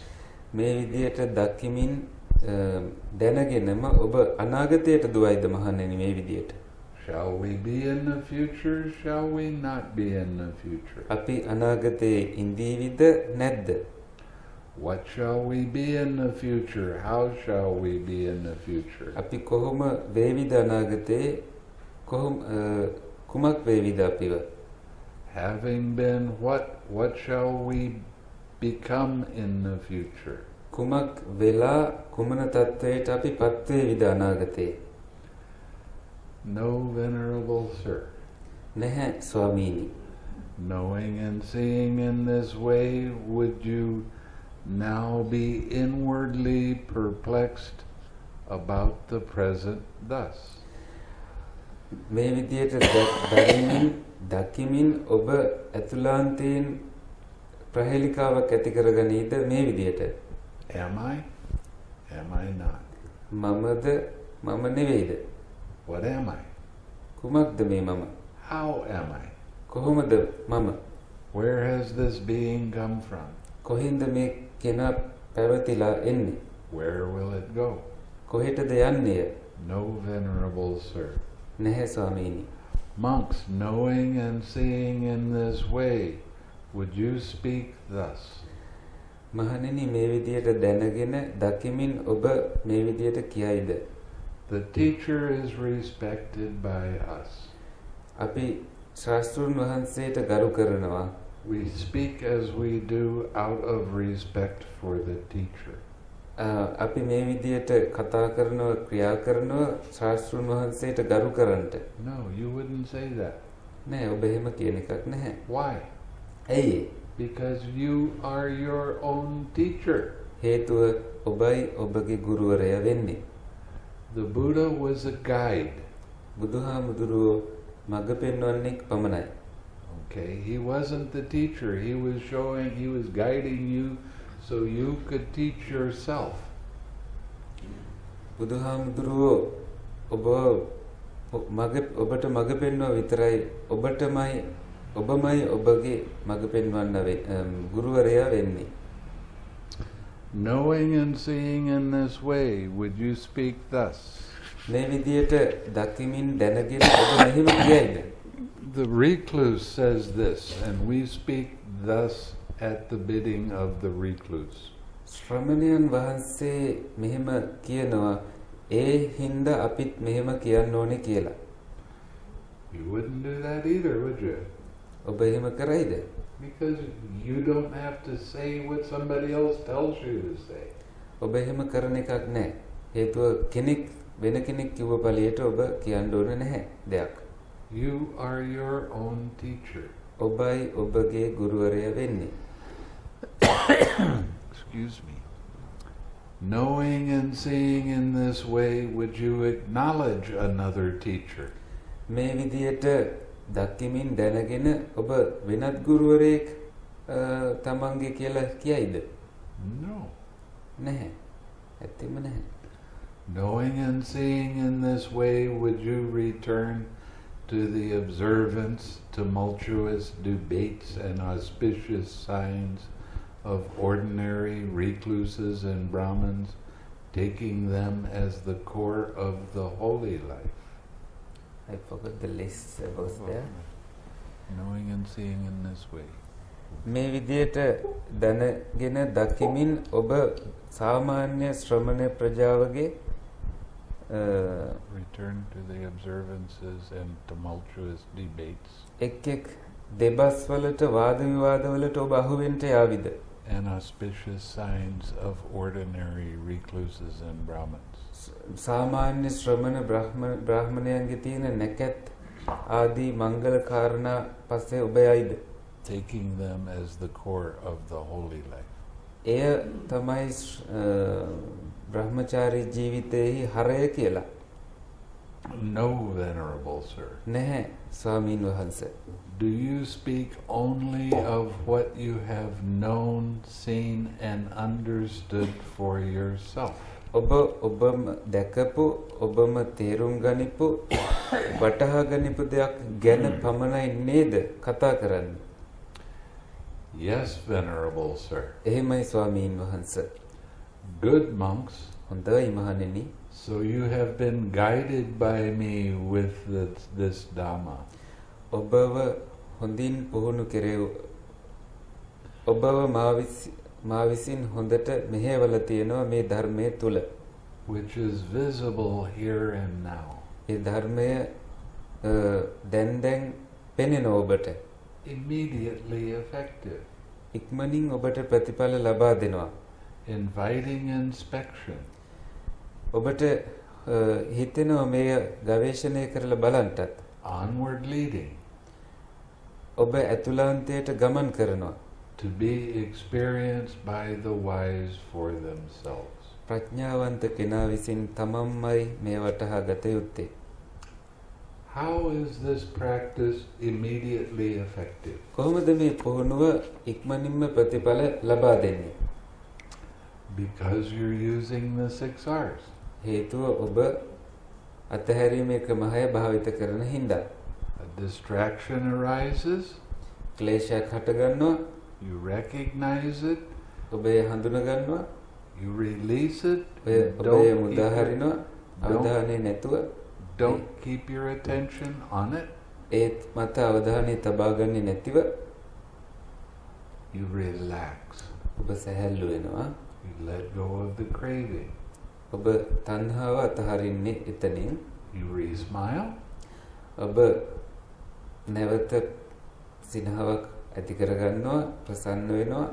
And you bring that smiling, pure mind back to your object of meditation.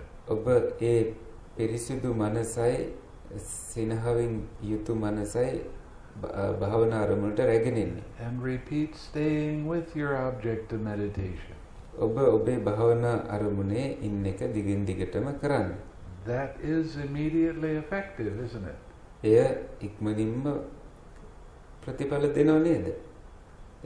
I've done other meditations where it took me years to figure out how to do it. මම බොහෝ භාවනාවන් කළා තියෙනවා මට අවුරුදු ගාණක් ගියා කොහොමද මේක කරන්න කියලා තේරුම් ගන්න. But this is easy.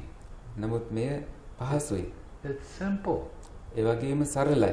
Just relax, smile, stay with your object of meditation. නිකම්ම කරන්න තියෙන්නේ ඔබ සැහැල්ලු වෙන්න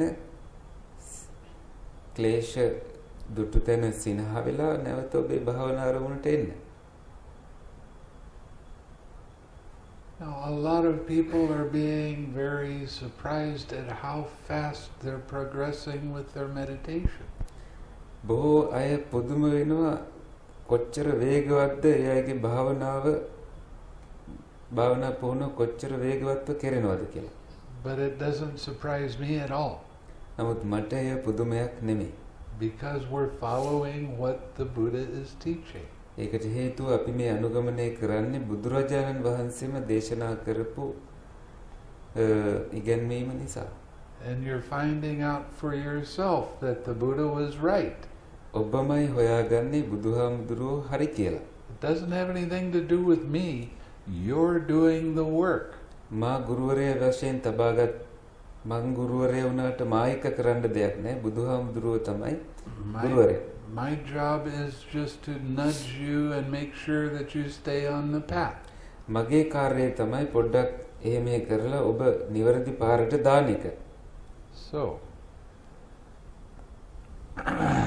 now we're going to go to the round of existence, conception to maturity.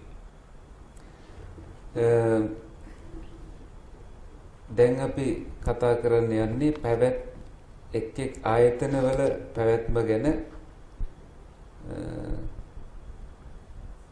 Conception to maturity. Yes. පරිණත භාවයට සංකල්ප වෙලා. Can I see the word? Round of existence, conception to maturity. You'll see in just a minute. එක් අය පරිණත භාවයෙන් උපත සිද්ධ වෙන එක් තලවල උපත සිද්ධ වෙන්නේ කොහොමද මේ පිළිසිඳ ගන්නේ කොහොමද කියලායි මෙතන කතා වෙන්නේ. conception. You sounded embarrassed. Did I?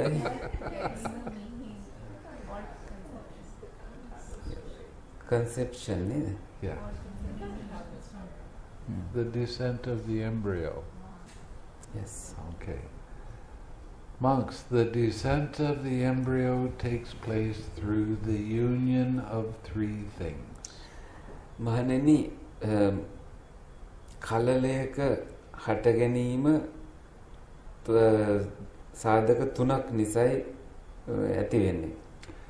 Here there is the union of the mother and father. මවගේ සහ පියාගේ එක්වීම තියෙනවා. But the mother is not in season. මව නියම ඍතුවේ නෙමෙයි නම් ඉන්නේ. And the coming being is not present. ජීවියෙක් නැහැ. ඒ වෙලාවට උපත පිළිසිඳ ගන්න තරම් ජීවියෙක් නැත්තම් in this case no descent of the embryo takes place. මේ වෙලාවේදී කලලයක බැස ගැනීමක් සිද්ධ වෙන්නේ නැහැ. Here there is the union of the mother and father. මවගේ සහ පියාගේ එක්වීම තියෙනකොට and the mother is in season. මව නිවැරදි ඍතුවේ ඉන්නේ. But the coming being is not present. පැමිණෙන්න ජීවියෙක් නැහැ. In this case too, no descent of the embryo takes place. මේ වෙලාවේදීත් කලලයක බැස ගැනීමක් සිද්ධ වෙන්නේ නැහැ. But when there is the union of the mother and father, නමුත් මවගේත් පියාගේත් එක්වීම තියෙනකොට and the mother is in season, මව නියම ඍතුවේ ඉන්නේ, and the coming being is present, ජීවියෙකුත් ඉන්නවා පැවැත්ගෙන එන.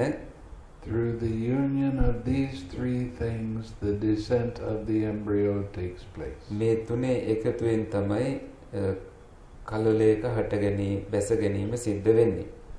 The mother then carries the embryo in her womb for 9 or 10 months with much anxiety as a heavy burden. ඒ මව ඊළඟට ඒ කලලය කුස තුල දරාගෙන ඉන්නවා මාස 9ක් හෝ 10ක් බොහෝ ආතතියක් ඒ වගේම බරකින් යුක්තව. It's 9 months by the sun calendar, 10 months by the moon calendar. සූර්ය දින දර්ශනය අනුව මාස 9යි මාස 10යි චන්ද්‍ර දින දර්ශනය අනුව. Then at the end of 9 or 10 months, the mother gives birth with much anxiety as a heavy burden. ඊළඟට මාස 9ක් 10ක් ගිහිල්ලා මව ඒ දරුවව ප්‍රසූත කරනවා බොහෝම ආතතියකින් ඒ වගේම බරකින් යුක්තව. Then when the child is born, she nourishes it with her own blood. ඊළඟට ඒ දරුව බිහි වුණාම ඒ දරුවව තමන්ගේම රුධිරයෙන් පෝෂණය කරනවා. For the mother's breast milk is called blood in the noble one's discipline. It's called blood, right? Yes. මවගේ රුධිරයට මවගේ කිරිවලට රුධිරය කියලයි ආර්ය විනයෙහි කියන්නේ. When he grows up and his faculties mature, ඔහු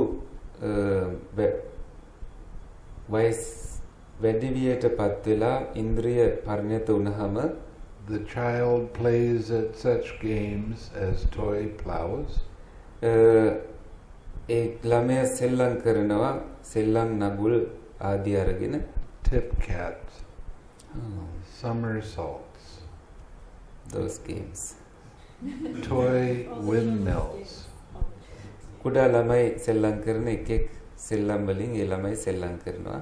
toy carts and toy bow and arrow. එක් සෙල්ලම් කරත්ත සහ සෙල්ලම් ඊතල දුනු සකස් කරගෙන සෙල්ලම් කරනවා.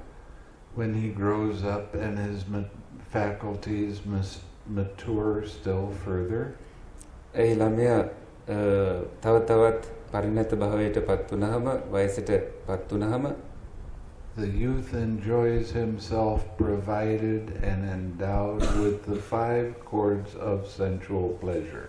ඒ තරුණ වියේදී ඔහුට කාමයන් කාම ඉන්ද්‍රියයන් පහක් කාම පීනනයන් පහක් ලැබෙනවා. With forms cognizable by the eye that are wished for, desired. ඇසෙන් බලාපොරොත්තු වෙන ඇසෙන් සංජානනය කරන රූපයන් නිසා ඒ වගේම ඒව බලාපොරොත්තු වෙන නිසා agreeable and likable, connected with sensual desire and inviting lust. කැමැති ඒ වගේම කාමයන් වලට සම්බන්ධයි කාමයට ආරාධනා කරනවා ඒ රූපයන්. With sounds cognizable by the ear that are wished for, desired, agreeable and likable. කැමැති වන ඒ වගේම තෘෂ්ණාව ඇති කරගන ඒ වගේම ප්‍රිය කරන කනට අරමුණු වෙන ශබ්ද රූපයන් නිසා connected with sensual desire and inviting lust. කාමයට ආරාධනා කරන ඒ වගේම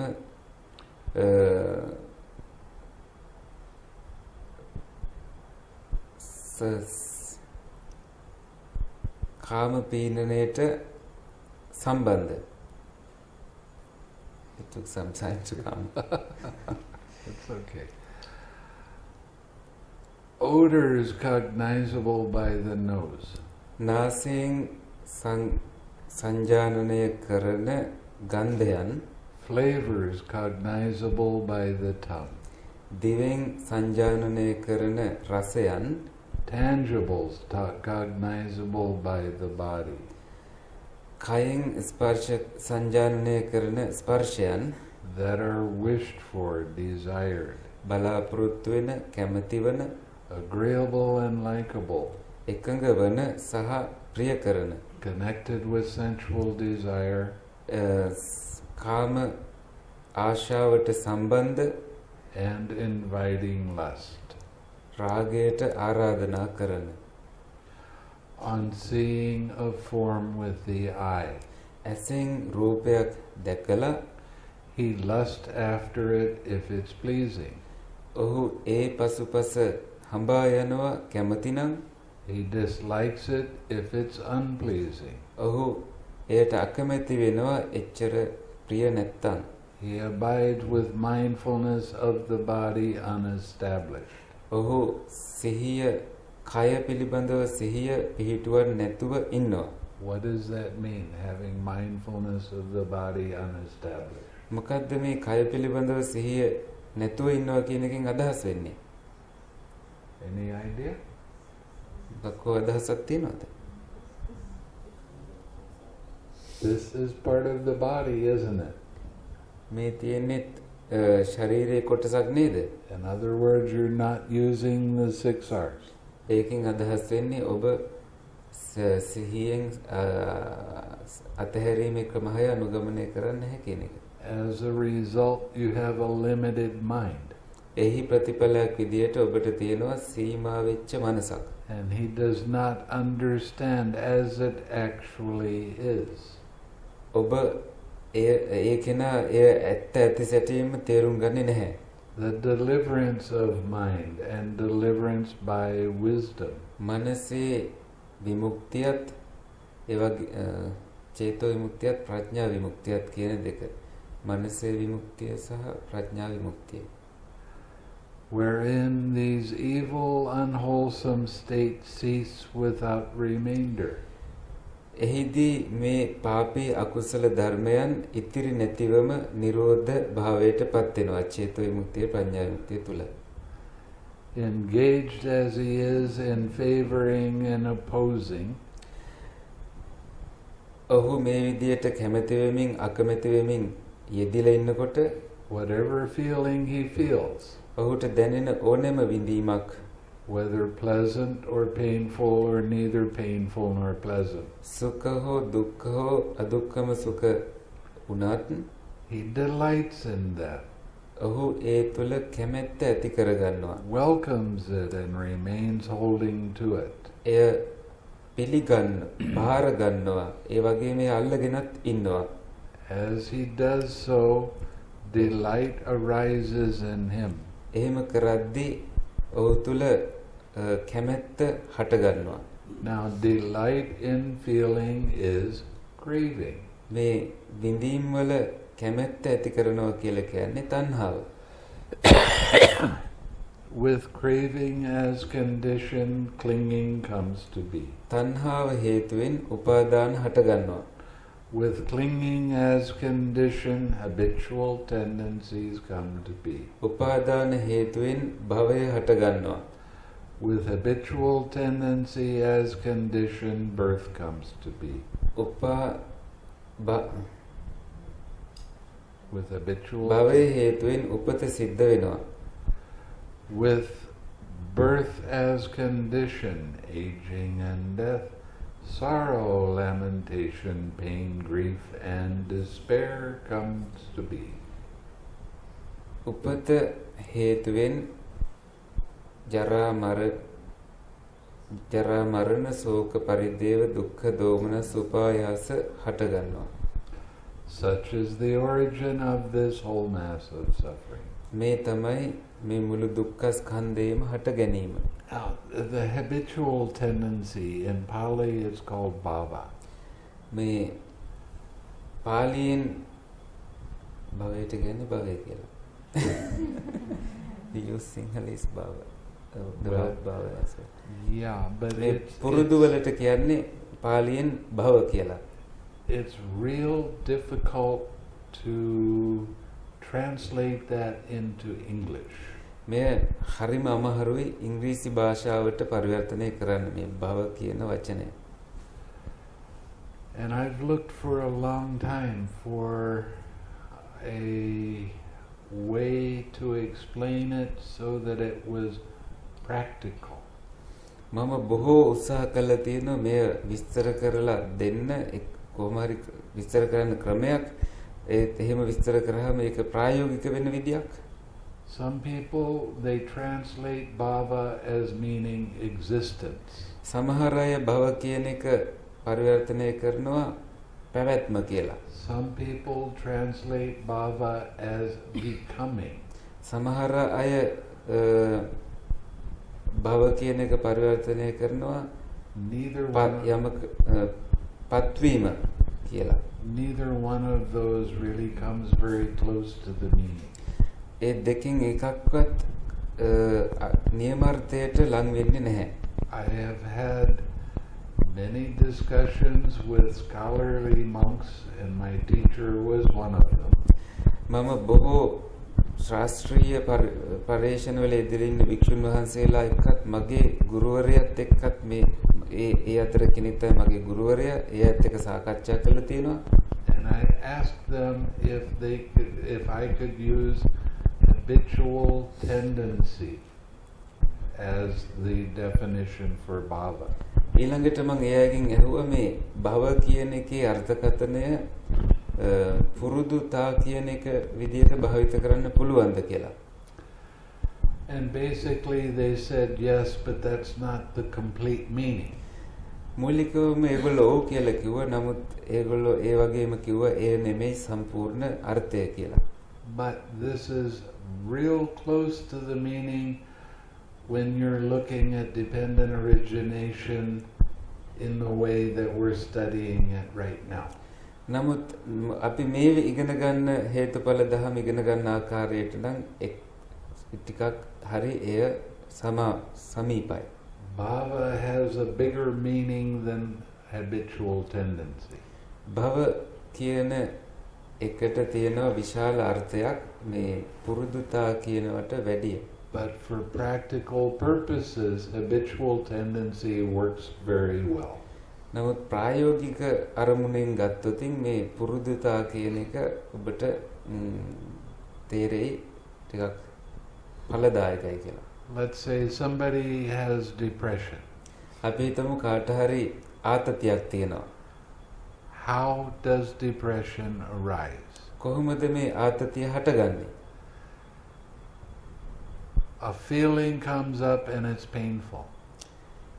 යම් කිසි විඳීමක් ඇති වෙනවා ඒ ටිකක් වේදනාත්මක අතතික නෙවෙයි මානසික පීඩනය. I don't like that feeling, craving. මම කැමති නැහැ ඒ විඳීමට. එතන තියෙන තණ්හාව. And then you start to get into your story about the depression and how you don't like it. ඊළඟට ඔබේම කතන්දරයකට අහු වෙනවා ඇයි ඔබ ඒ මානසික අවපීඩනයට අකමැති කියලා. And then you go to your habitual tendency, the way you always act when this kind of thing arises. ඊළඟට ඔබ ඔබේ පුරුදු වලට අහු වෙනවා මෙහෙම එකක් වෙනකොට වෙනද කරන දේම ඔබ කරනවා. And you have a tendency to get very emotional. ඊළඟට ඔබ නැඹුරු වෙනවා දන්නේම නැතුව හැඟීම් වලට අහු වෙන්න. And there's a lot of sadness or whatever the catch of the day happens to be. ඒ දවස තුල ඔබට අදාළ ශෝකයේද මොන හෝ දෙයක් ඊට පස්සේ ඒ තුලින් මතුවෙනවා. Now because that craving arose, you're taking these emotional disturbances as this is me, this is mine, this is who I am. ඒ තණ්හාව හටගත්ත නිසා ඒ හැඟීම් ඔබ බාරගන්නේ තමන්ගේ මේ මම මේ මගේ පැවැත්මයි කියලා. And that's basically what the emotional tendency is about. It's about the strong identification with your thoughts and feelings that are there at that moment.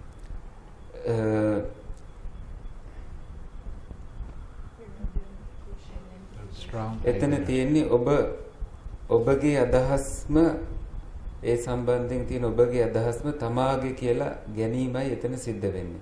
You see why I didn't want to answer that last night, because it gets kind of involved. දැන් ඔබට තේරෙනවද ඊයේ ප්‍රශ්නෙට උත්තර නොදෙන්න හේතුව? Depression, anxiety, all this will be the habitual tendencies, right? What is the birth of action? What is Birth after that? birth of action? And then sorrow, lamentation, pain, grief, and despair. Birth of action? Yeah. Like What do you do when you have these kind of emotions arise? Gonna close the windows, tell everybody, leave me alone. That's the kind of birth of action that happens. Yeah. Or you go to someone and complain about your problems. ක්‍රියාවේ උපත ගැන ඇහුවහම කියන්නේ ඔබට මොකක් හරි දුකක් එහෙම තුනා ඔබ මොකද කරන්නේ? ඔබ කාමරේ ජනෙල් වහගන්නවා දොරවල් වහගෙන අනිත් අයට කියනවා මට තනියම ඉන්න දෙන්න. අනේ තමයි ඔබ ක්‍රියාවේ ඇත්තටම ಜಾති කියන එකට අදාළ මේ කියන්නේ මේ ක්‍රියාව ඔබ ප්‍රතික්‍රියා දක්වන විදිය එකයි. ඔබේ පුරුද්ද එකයි. And this is the kind of thinking and action that leads to gossip. මේ තමයි හිතන එකයි කතන්දර හදාගෙන එක එක ඒවට අහු වෙන එක කතා වලට අහු වෙන එක උපදූප වලට අහු වෙන එක. Thank you. And breaking precepts. ඒ වගේම සීලය බිඳ ගන්න එක. So what you need to do is sharpen your mindfulness so that when you see as painful feelings start to come up, you 6R right then. ඔබ කල යුතු දේ තමයි සිහිය දියුණු කරගන්න එක. ඊට පස්සේ වේදනාවක් එනකොටම ඔබ එය අතහරිනවා. But if you don't 6R right then with your proliferation, you 6R then. ඔබ එතන මතහැරියේ නැත්තම් ප්‍රපංච වෙනවා එයත් ඔබ අතහරිනවා ක්‍රමයෙන්. Or if you start to get into your emotional state, you 6R then. ඔබ හැඟීම් වලට අහු වෙන්න යනවා නම් එයත් R6න් අතහරිනවා. It depends on the sharpness of your mindfulness at the time. ඒ වෙලාව තුල ඔබේ මනසේ තියෙන සිහිමත් භාවය අනුවයි එය තීරණය වෙන්නේ. Okay, this depression is okay. Depression is an unpleasant feeling. Then pleasant feeling, and what about I delusion? So this Where do you think I delusion is? It doesn't matter if it's a pleasant feeling or a painful feeling.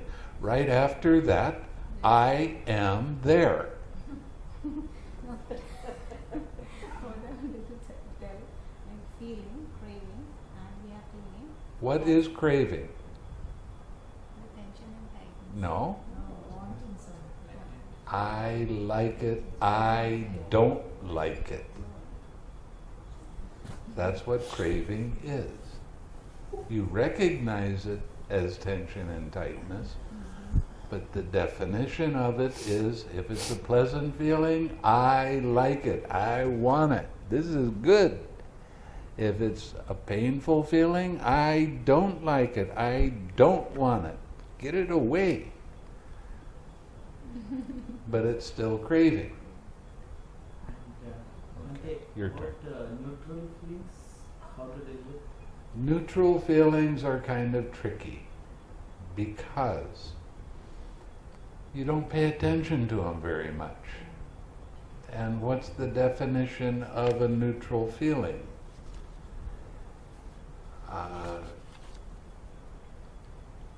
Indifference. Okay? Just not, you don't have much mindfulness. Your turn.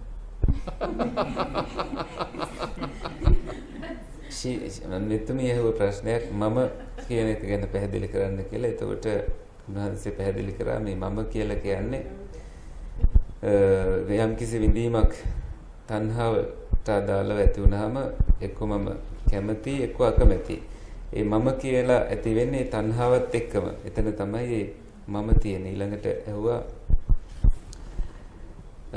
අදුක්කම සුඛ වේදනාව ගැන neutral feeling එකක් ගැන. එතනදී පැහැදිලි කළේ මධ්‍යස්ථ භාවය. Did you mention that neutral feeling is indifference? Yes. When we don't pay When you don't have mindfulness. සිහිය නැති තැන මේ තියෙන්නේ ඔය මධ්‍යස්ථ ස්වභාවය සුඛත් නැහැ දුක්ඛත් නැහැ කියන ස්වභාවය ඒක අදුක්කම සුඛ වේදනාවක්. And it also has ignorance. Yes. ඒ තුල අවිද්‍යාවත් තියෙනවා.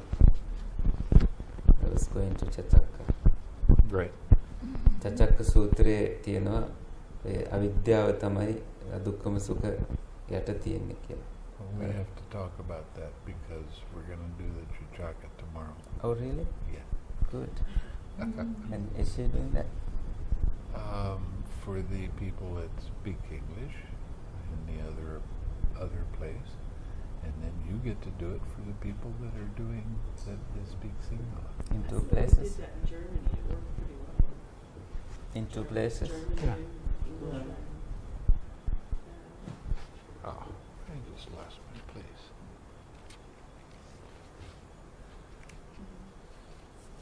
We need two books then. Do you have Majjhima Nikaya? You want to print them? Bhante, so you can tell like this neutral feeling when we pay attention is I don't need equanimity. the book. What?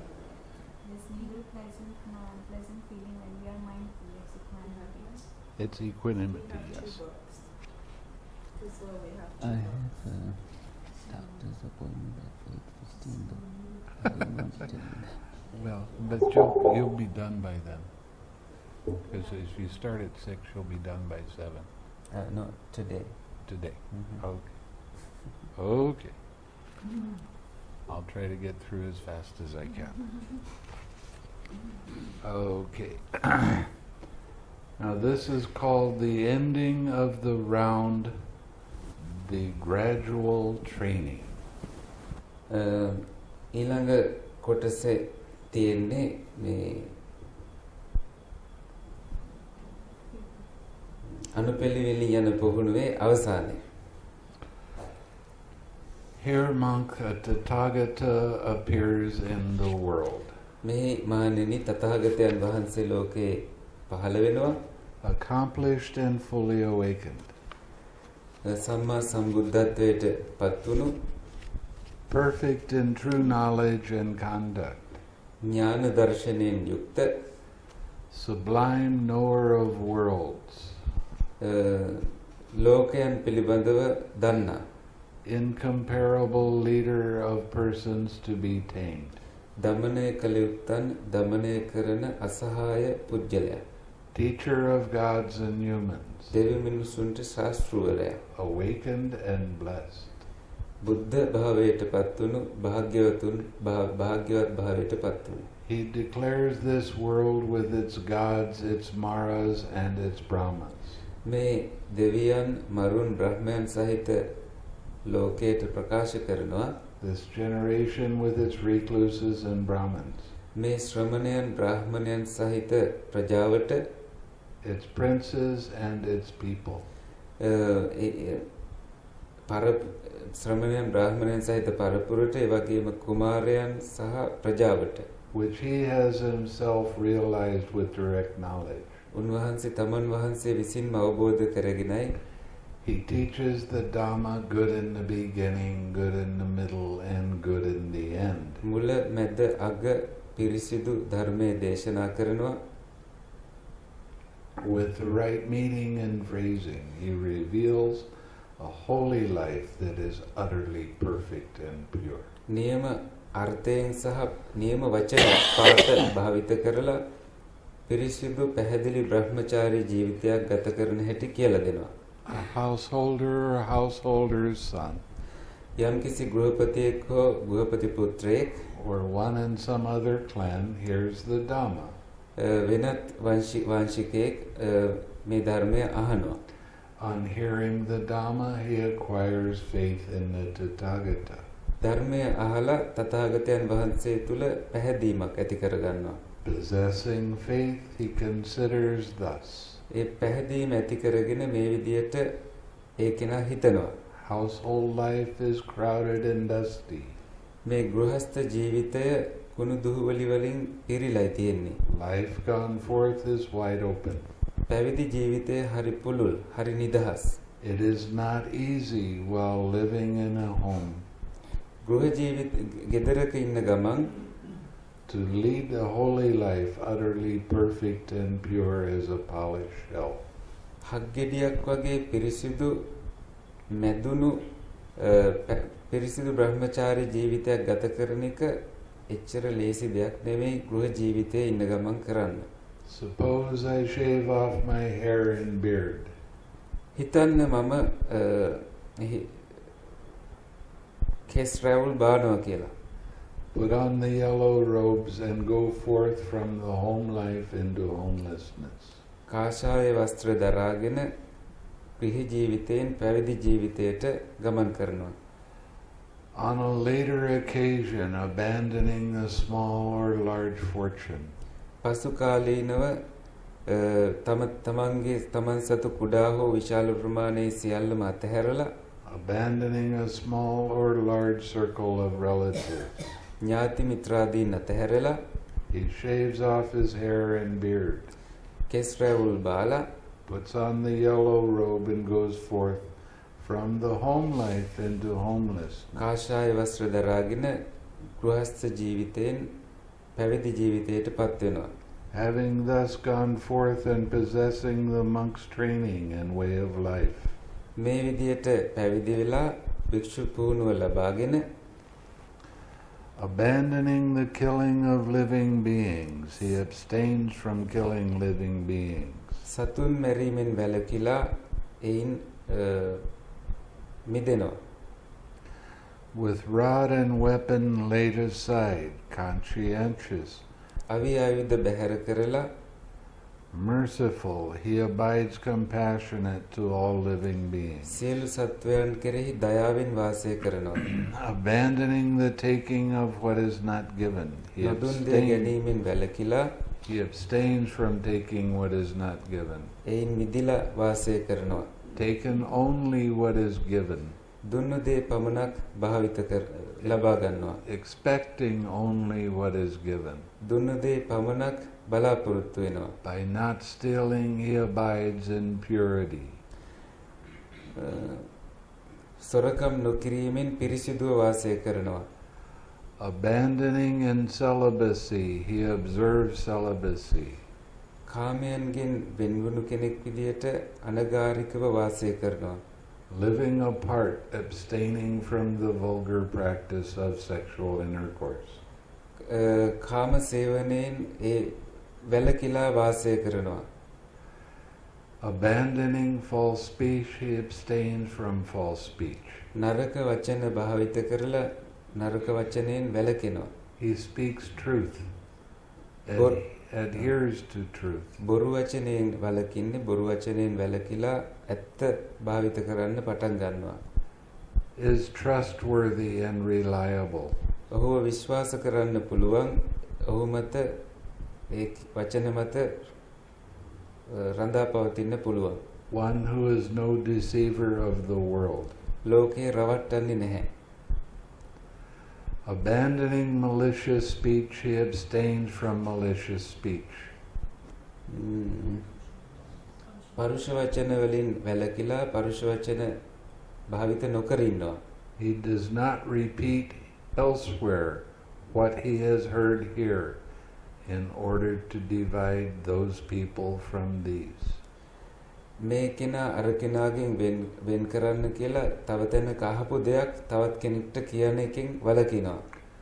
Nor does he repeat to these people what he has heard elsewhere.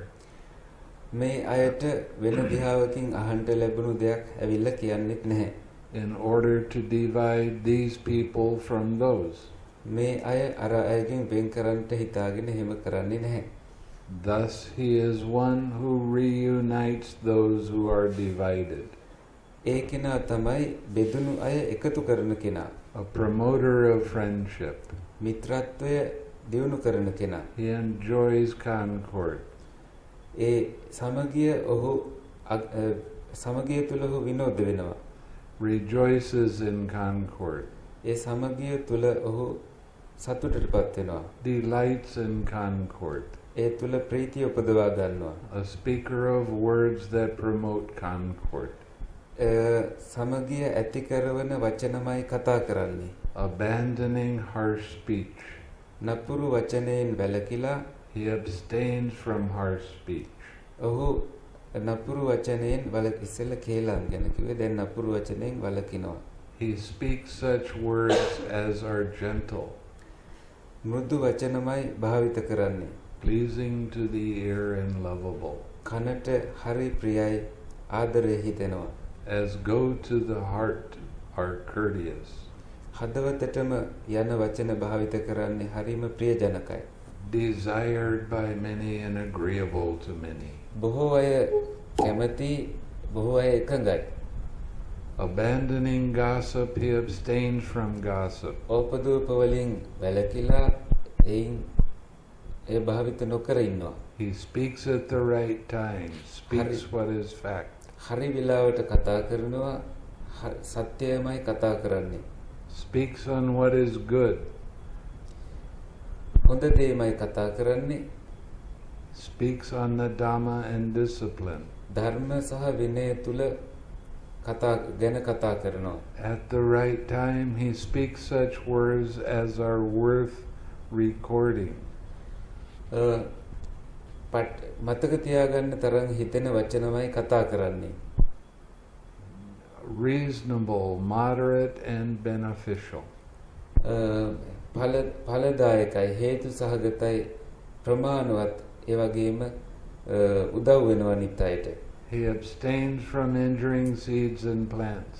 ගස් වැල් වලට හානි කරන එකෙන් වළකිනවා. He practices eating only one meal a day. එක දවසකට එක වේලක් ගන්න පුහුණු වෙනවා. Abstaining from eating at night and outside the proper time. රාත්‍රී කාලයේ ආහාර ගැනීමෙන් සහ අවේලාවේ ආහාරයෙන් වළකිනවා. He abstains from dancing, singing, music and shows. නැටුම් ගැයුම් වැයුම් වලින් ඒ වගේම දර්ශන නෘත්‍ය ආදීන් වළකිනවා. He abstains from wearing garlands, smartening himself with scent. මල් මාලා පැළඳීමෙන් සුවඳ විලවුන් භාවිතයෙන් වළකිනවා. He abstains from high and luxurious couches. ඉහළ ඒ සුව පහසු ආසන වලින් වළකිනවා. He abstains from accepting gold and silver. රන් රිදී පිළිගැනීමෙන් වළකිනවා. He abstains from accepting raw grain. අමු ධාන්‍ය පිළිගැනීමෙන් වළකිනවා. He abstains from accepting raw meat. අමු මාංශ පිළිගැනීමෙන් වළකිනවා. He abstains from accepting women and girls. කාන්තාවන් සහ කන්‍යාවන් පිළිගැනීමෙන් වළකිනවා. He abstains from accepting men and women slaves. පුරුෂ සහ කාන්තා දාසයන් පිළිගැනීමෙන් වළකිනවා. He abstains from accepting goats and sheep. එළුවන් සහ බැටළුවන් පිළිගැනීමෙන් වළකිනවා. He abstains from accepting fowl and pigs. Fowl, the කුකුලන් birds. සහ ඌරන් පිළිගැනීමෙන් වළකිනවා. He abstains from accepting elephants, cattle, horses, and mares. එළුවන්, ගවයන්, අශ්වයන්, Female horses. වෙළඹුන් පිළිගැනීමෙන් වළකිනවා. He abstains from accepting fields and land. කුඹුරු ඉඩම් පිළිගැනීමෙන් වළකිනවා. He abstains from going on errands and running messages. එක් එක් අයගේ දූත පණිවිඩ අරන් යන එකෙන් වළකිනවා. He abstains from buying and selling. මිලදී ගැනීමෙනුත් විකිණීමෙනුත් වළකිනවා. He abstains from false weights, false metals, and false measures. වැරදි මිනුම් වලින්, වැරදි යකඩ භාවිතයෙන් සහ වැරදි නිමි වලින් වළකිනවා. He abstains from accepting bribes. අල්ලස් ගැනීමෙන් වළකිනවා. Deceiving, defrauding, and trickery. රැවටීමෙන් උපක්‍රම භාවිතයෙන් වළකිනවා. He abstains from wounding, murdering, binding, brigandage, plunder, and violence. තුවාල කිරීමෙන්, මරණයට පත් කිරීමෙන්, හිංසා කිරීමෙන් ඒ ආදී දේවලින් වළකිනවා. He becomes content with robes to protect his body and alms food to maintain his stomach. කය පවත්වා ගන්නට ප්‍රමාණවත් සිවුරු වලින් වගේම කුස පවත්වා ගන්නට ප්‍රමාණවත් ආහාර වලින් සතුටටපත් වෙනවා. And wherever he goes, he sets out taking only these with him. කොහේ ගියත් උන්වහන්සේ කෙනා අරගෙන ඒ භික්ෂුන් වහන්සේ අරගෙන යන්නේ මේ කයට අවශ්‍ය ආහාර ගන්න පාත්‍රයකුත් සිවුරුත් පමණයි. Just as a bird, wherever it flies, කුරුල්ලා කොහේ ඉගිලුණත් හරියට flies with its wings as its only burden. කුරුල්ලාට තියෙන එකම බර කුරුල්ලාගේම පියාපත් පමණයි. So too a monk becomes content with robes to protect his body. ඒ විදියටමයි භික්ෂුවත් තමන් වහන්සේව රැකගන්න තමන් වහන්සේගේ පැවැත්මට අවශ්‍ය සිවුරු වලිනුත් ආහාර වලිනුත් සතුට වෙනවා. And with alms food to maintain his stomach. Go ahead, Bhante. And wherever he goes, he sets out taking only these with him. ඒ සිවුරුත් ආහාර වලට අවශ්‍ය පාත්‍රයකුත් පමණයි කොහෙ ගියත් උන්වහන්සේ අරගෙන යන්නේ. Possessing this aggregate of noble virtue, he experiences within himself a bliss that is blameless. මේ සීල ස්කන්ධයෙන් සමන්විත වෙලා did you mention about concentration? No. Possessing this Virtue. aggregate of virtue. Yes. මේ සීල ස්කන්ධයෙන් සමන්විත වෙලා He experiences a bliss that is blameless. චෝදනාවක් ලැබෙන්නේ නැති සුවයක් උන්වහන්සේ විඳිනවා. On seeing a form with the eye, he does not grasp at its signs and features. ඇසෙන් රූපයක් දැක්කහම එහි සංඥාවන් ගන්නෙ නැහැ. since if he left the eye faculty unguarded, evil, unwholesome states of covetousness and grief might invade him. ඇස ආරක්ෂා නොකළොතින් උන්වහන්සේ තුල හැටගන්න පුළුවන් දැඩි ලෝභයත් ශෝකයත්. He practices the way of its restraint. He guards the eye faculty. ඇස කියන ඉන්ද්‍රිය සංවර කරගෙන වාසය කරනවා. On hearing a sound with the ear, කනෙන් ශබ්දයක් ඇහුනහම, on smelling an odor with the nose, නාසයෙන් ගන්ධයක් දැනුනහම, on tasting a flavor with the tongue, දිවෙන් රසයක් ස්පර්ශ වුනහම, on tasting a tangible with the body, ස්පර්ශයක් කයට දැනුනහම, on cognizing a mind object with mind. මනසට මනෝ අරමුණක් ලැබුණහම, he does not grasp at its signs and features. එහි තියෙන ලක්ෂණ දිහා බලන්නේ නැහැ. He becomes one who acts in full awareness when going forward and returning. ඉදිරියට යද්දිත් නැවත හැරිලා එද්දිත් සම්ප්‍රජඤ්ඤයෙන් යුක්තව වාසය කරනවා. Who acts in full awareness when looking ahead and looking away. ඉදිරිය බලද්දිත් නැවත ඉවත බලා ගනිද්දිත් සම්ප්‍රජඤ්ඤයෙන් යුක්තව වාසය කරනවා. Who acts in full awareness when flexing and extending his limbs. අතපය දිගහරිද්දි සහ අකුලවද්දිත් සිහියෙන් වාසය කරනවා. Who acts in full awareness when wearing his robes and carrying his outer robe and bowl. තනිපට තමන් වහන්සේගේ සිවුරු සහ දෙපට සිවුරු භාවිත කරද්දී පාත්‍රා භාවිත කරද්දී සිහිනුවණින් වාසය කරනවා. Who acts in full awareness when eating, drinking, consuming food and tasting. ආහාර ගනිද්දී පානයන් ගනිද්දී ආහාර සපද්දී සිහිනුවණින් වාසය කරනවා. Who acts in full awareness when defecating and urinating. වැසිකිලි කැසිකිලි භාවිතයේදීත් සිහිනුවණින් වාසය කරනවා. Who acts in full awareness when walking, standing, sitting, falling asleep, waking up, talking and keeping silent. Walking, standing, sitting, falling asleep. සක්මන් කරද්දී හිඳගෙන ඉඳිද්දී හිටගෙන ඉඳිද්දී සයනය කරද්දී waking up, talking and keeping silent. අවදි වෙද්දී නිහඬව සිටිද්දී කතා කරද්දී full awareness of what? සිහිනුවන මොකක් ගැනද? What mind is doing. සිහිනුවන තියෙනෝනේ මනස මොකද්ද වෙන්නේ කියලා. මනස මොකද්ද කරන්නේ මේ කොයි වැඩේ කර කර හිටියත්. Making sure that you 6 hours when your mind is distracted. ඔබ තහවුරු කරගන්න ඔබේ මනස ක්ලේශයකට අසු වෙච්ච ගමන්ම ඔබ අතහරිනවා කියලා.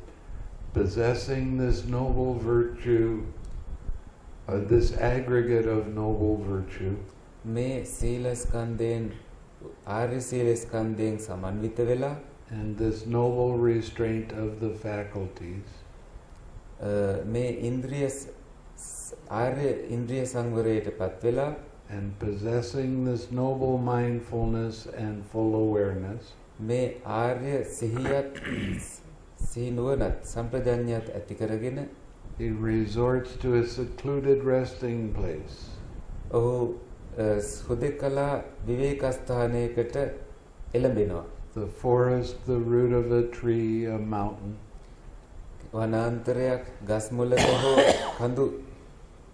කඳු ප්‍රදේශයකට ගිහිල්ලා a ravine, a hillside cave, a charnel ground. කඳු බෑවුමක් හෝ අමුසොහොනක් හෝ ඕනෑම තැනක් තෝරාගෙන a jungle thicket, an open space, a heap of straw. ඝන කැලෑවක් හෝ විවෘත ස්ථානයක් හෝ පිදුරු ගොඩක් අසලට ගිහිල්ලා on returning from his alms round after his meal, පිඬු පිසිඟා වැඩලා පැමිණියට පස්සේ දානේ වළඳලා ඉවර කරලා he sits down comfortably. උන්වහන්සේ පහසුවෙන් ඉඳ ගන්නවා පහසුවෙන් වැඩ ඉන්නවා. Now here it says you sit down cross-legged, but it does not say that in the text. මෙතන මේ පරිවර්තනයේ තියෙන්නේ නම් එරමිනිය ගොතාගෙන ඉන්නවා කියලායි. නමුත් එහෙම එකක් මේ නියම සූත්‍ර පාලි සූත්‍රේ නැහැ. So sit comfortably. ඒ හින්දා ඔබ පහසුවෙන් හිඳගන්න භාවනා කරද්දී. Setting his body erect and establishes mindfulness before him. කය ඍජුව තබාගෙන සිහිය පෙරටුව ඇති කරගෙන තබාගෙන abandoning covetousness for the world. ලෝකයේ පිළිබඳව දැඩි ලෝභයෙන් දුර වෙලා He abides with a mind free from covetousness. ඔහු දැඩි ලෝභයෙන් නිදහස් වුණු මනසකින් වාසය කරනවා. He purifies his mind from covetousness. දැඩි ලෝභයෙන් මනස නිදහස් කරනවා. Abandoning ill will and hatred. ද්වේෂය සහ වෛරයෙන් දුර වෙලා He abides with mind free from ill will. මනස ද්වේෂයෙන් නිදහස් වූ මනසකින් වාසය කරනවා.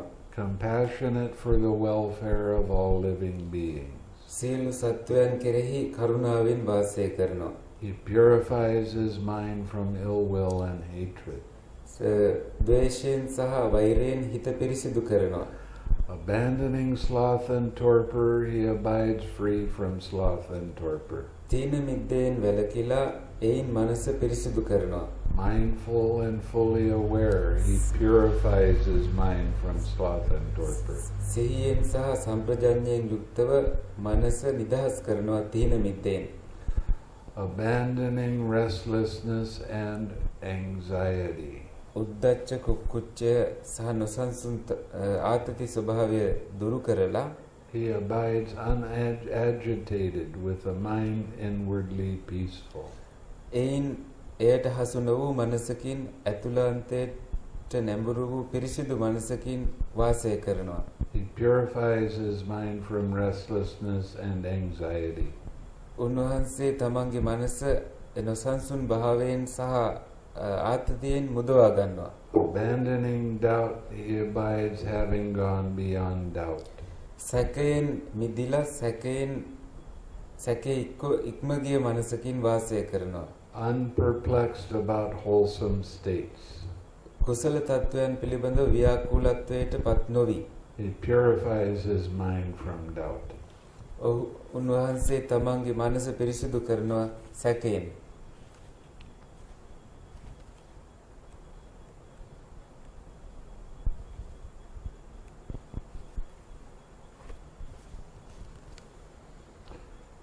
Having thus abandoned these 5 hindrances, මේ නීවරණයන් මේ විදියට දුරු කරලා imperfections of mind that weaken wisdom, ප්‍රඥාව දුර්වල කරන මේ දුර්වලතාවලින් බැහැර වෙලා quite secluded from sensual pleasures, කාමයන්ගෙන් වෙන් වෙලා secluded from unwholesome states, අකුසල තත්වයන්ගෙන් හුදකලා වෙලා he enters upon and abides in the first jhana. උන්වහන්සේ පළවෙනි ධ්‍යානයට සමවැදිලා වාසය කරනවා. With the stilling of thinking and examining thought, සිතිවිලි විමසීමත් නිශ්චල කරගෙන he enters upon and abides in the second jhana. උන්වහන්සේ දෙවැනි ධ්‍යානයට සමවැදිලා වාසය කරනවා. With the fading away of joy, ප්‍රීතිය නැති වෙලා ගියහම he enters upon and abides in the third jhana. උන්වහන්සේ තුන්වෙනි ධ්‍යානයට සමවැදී වාසය කරනවා. With the abandoning of pleasure and pain, සුඛය සහ ප්‍රීතිය සහ වේදනාව දුරු කරලා he enters upon and abides in the fourth jhana, උන්වහන්සේ සතරවෙනි ධ්‍යානයට සමවැදිලා වාසය කරනවා. which has neither pain nor pleasure and purity of mindfulness due to equanimity. ඒ තුල තියෙන්නේ වේදනාවකුත් නැහැ සතුටකුත් නැහැ. මනස පිරිසිදු භාවයේ තියෙනවා උපේක්ෂාව නිසා. Okay, we're coming to the conclusion. අපි දැන් සාරාංශයට පැමිණෙනවා. Monks, remember this discourse of mine briefly. මහණෙනි මේ කෙටි දේශනාව මතක තියාගන්න. As deliverance in the destruction of craving. මේ තණ්හාව ඡය කිරීමේ තණ්හාව ඡය කරලා ඒ මිදීමේ දේශනාව විදියට මතක තියාගන්න. Quite often the Buddha would give a discourse that lasted all night. බොහෝ වෙලාවට බුදුහාමුදුරුවෝ මුළු රැයම දේශනාවන් පවත්වනවා. So feel lucky. This is just a short part. ඒින්ද වාසනාවන්තයි කියලා හිතන්න මේක කෙටි දේශනයක්. But remember the monk Sati, son of a fisherman. නමුත් මතක තියාගන්න සාති කියන කේවට්ට පුත්‍ර භික්ෂුව has caught up in a vast net of craving. විශාල තණ්හා ජාලයක හසු වෙලා හිටියේ. In a trammel of craving. තණ්හා උගුලක හසු වෙලා හිටියේ. That is what the Blessed One said. The monks were satisfied and delighted in the Blessed One's words. මෙයයි භාග්‍යවතුන් වහන්සේ දේශනා කළේ භික්ෂුන් වහන්සේලා භාග්‍යවතුන් වහන්සේගේ වචනවල අහල සන්තෝෂයටපත් වුණා. සාදු සාදු සාදු. Yes. Because he's got to go to the doctor, we're not going to have any questions or answers this evening. Okay? You may do it in English, Bhante. I could do it in English, but everybody else wouldn't understand. So we'll save your questions till tomorrow. Okay? And tomorrow is going to be the Chichaka Sutta. That's very exciting.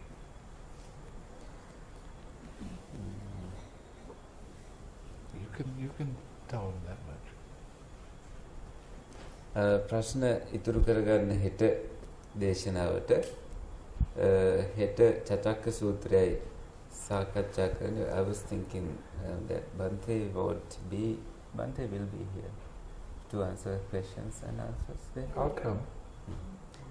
ප්‍රශ්න වලට පිළිතුරු දෙන්න අපේ හාමුදුරන් වහන්සේ වඩි. So keep your question. ඔබේ ප්‍රශ්න හෙට තියාගන්න. Here and over there. Oh, okay.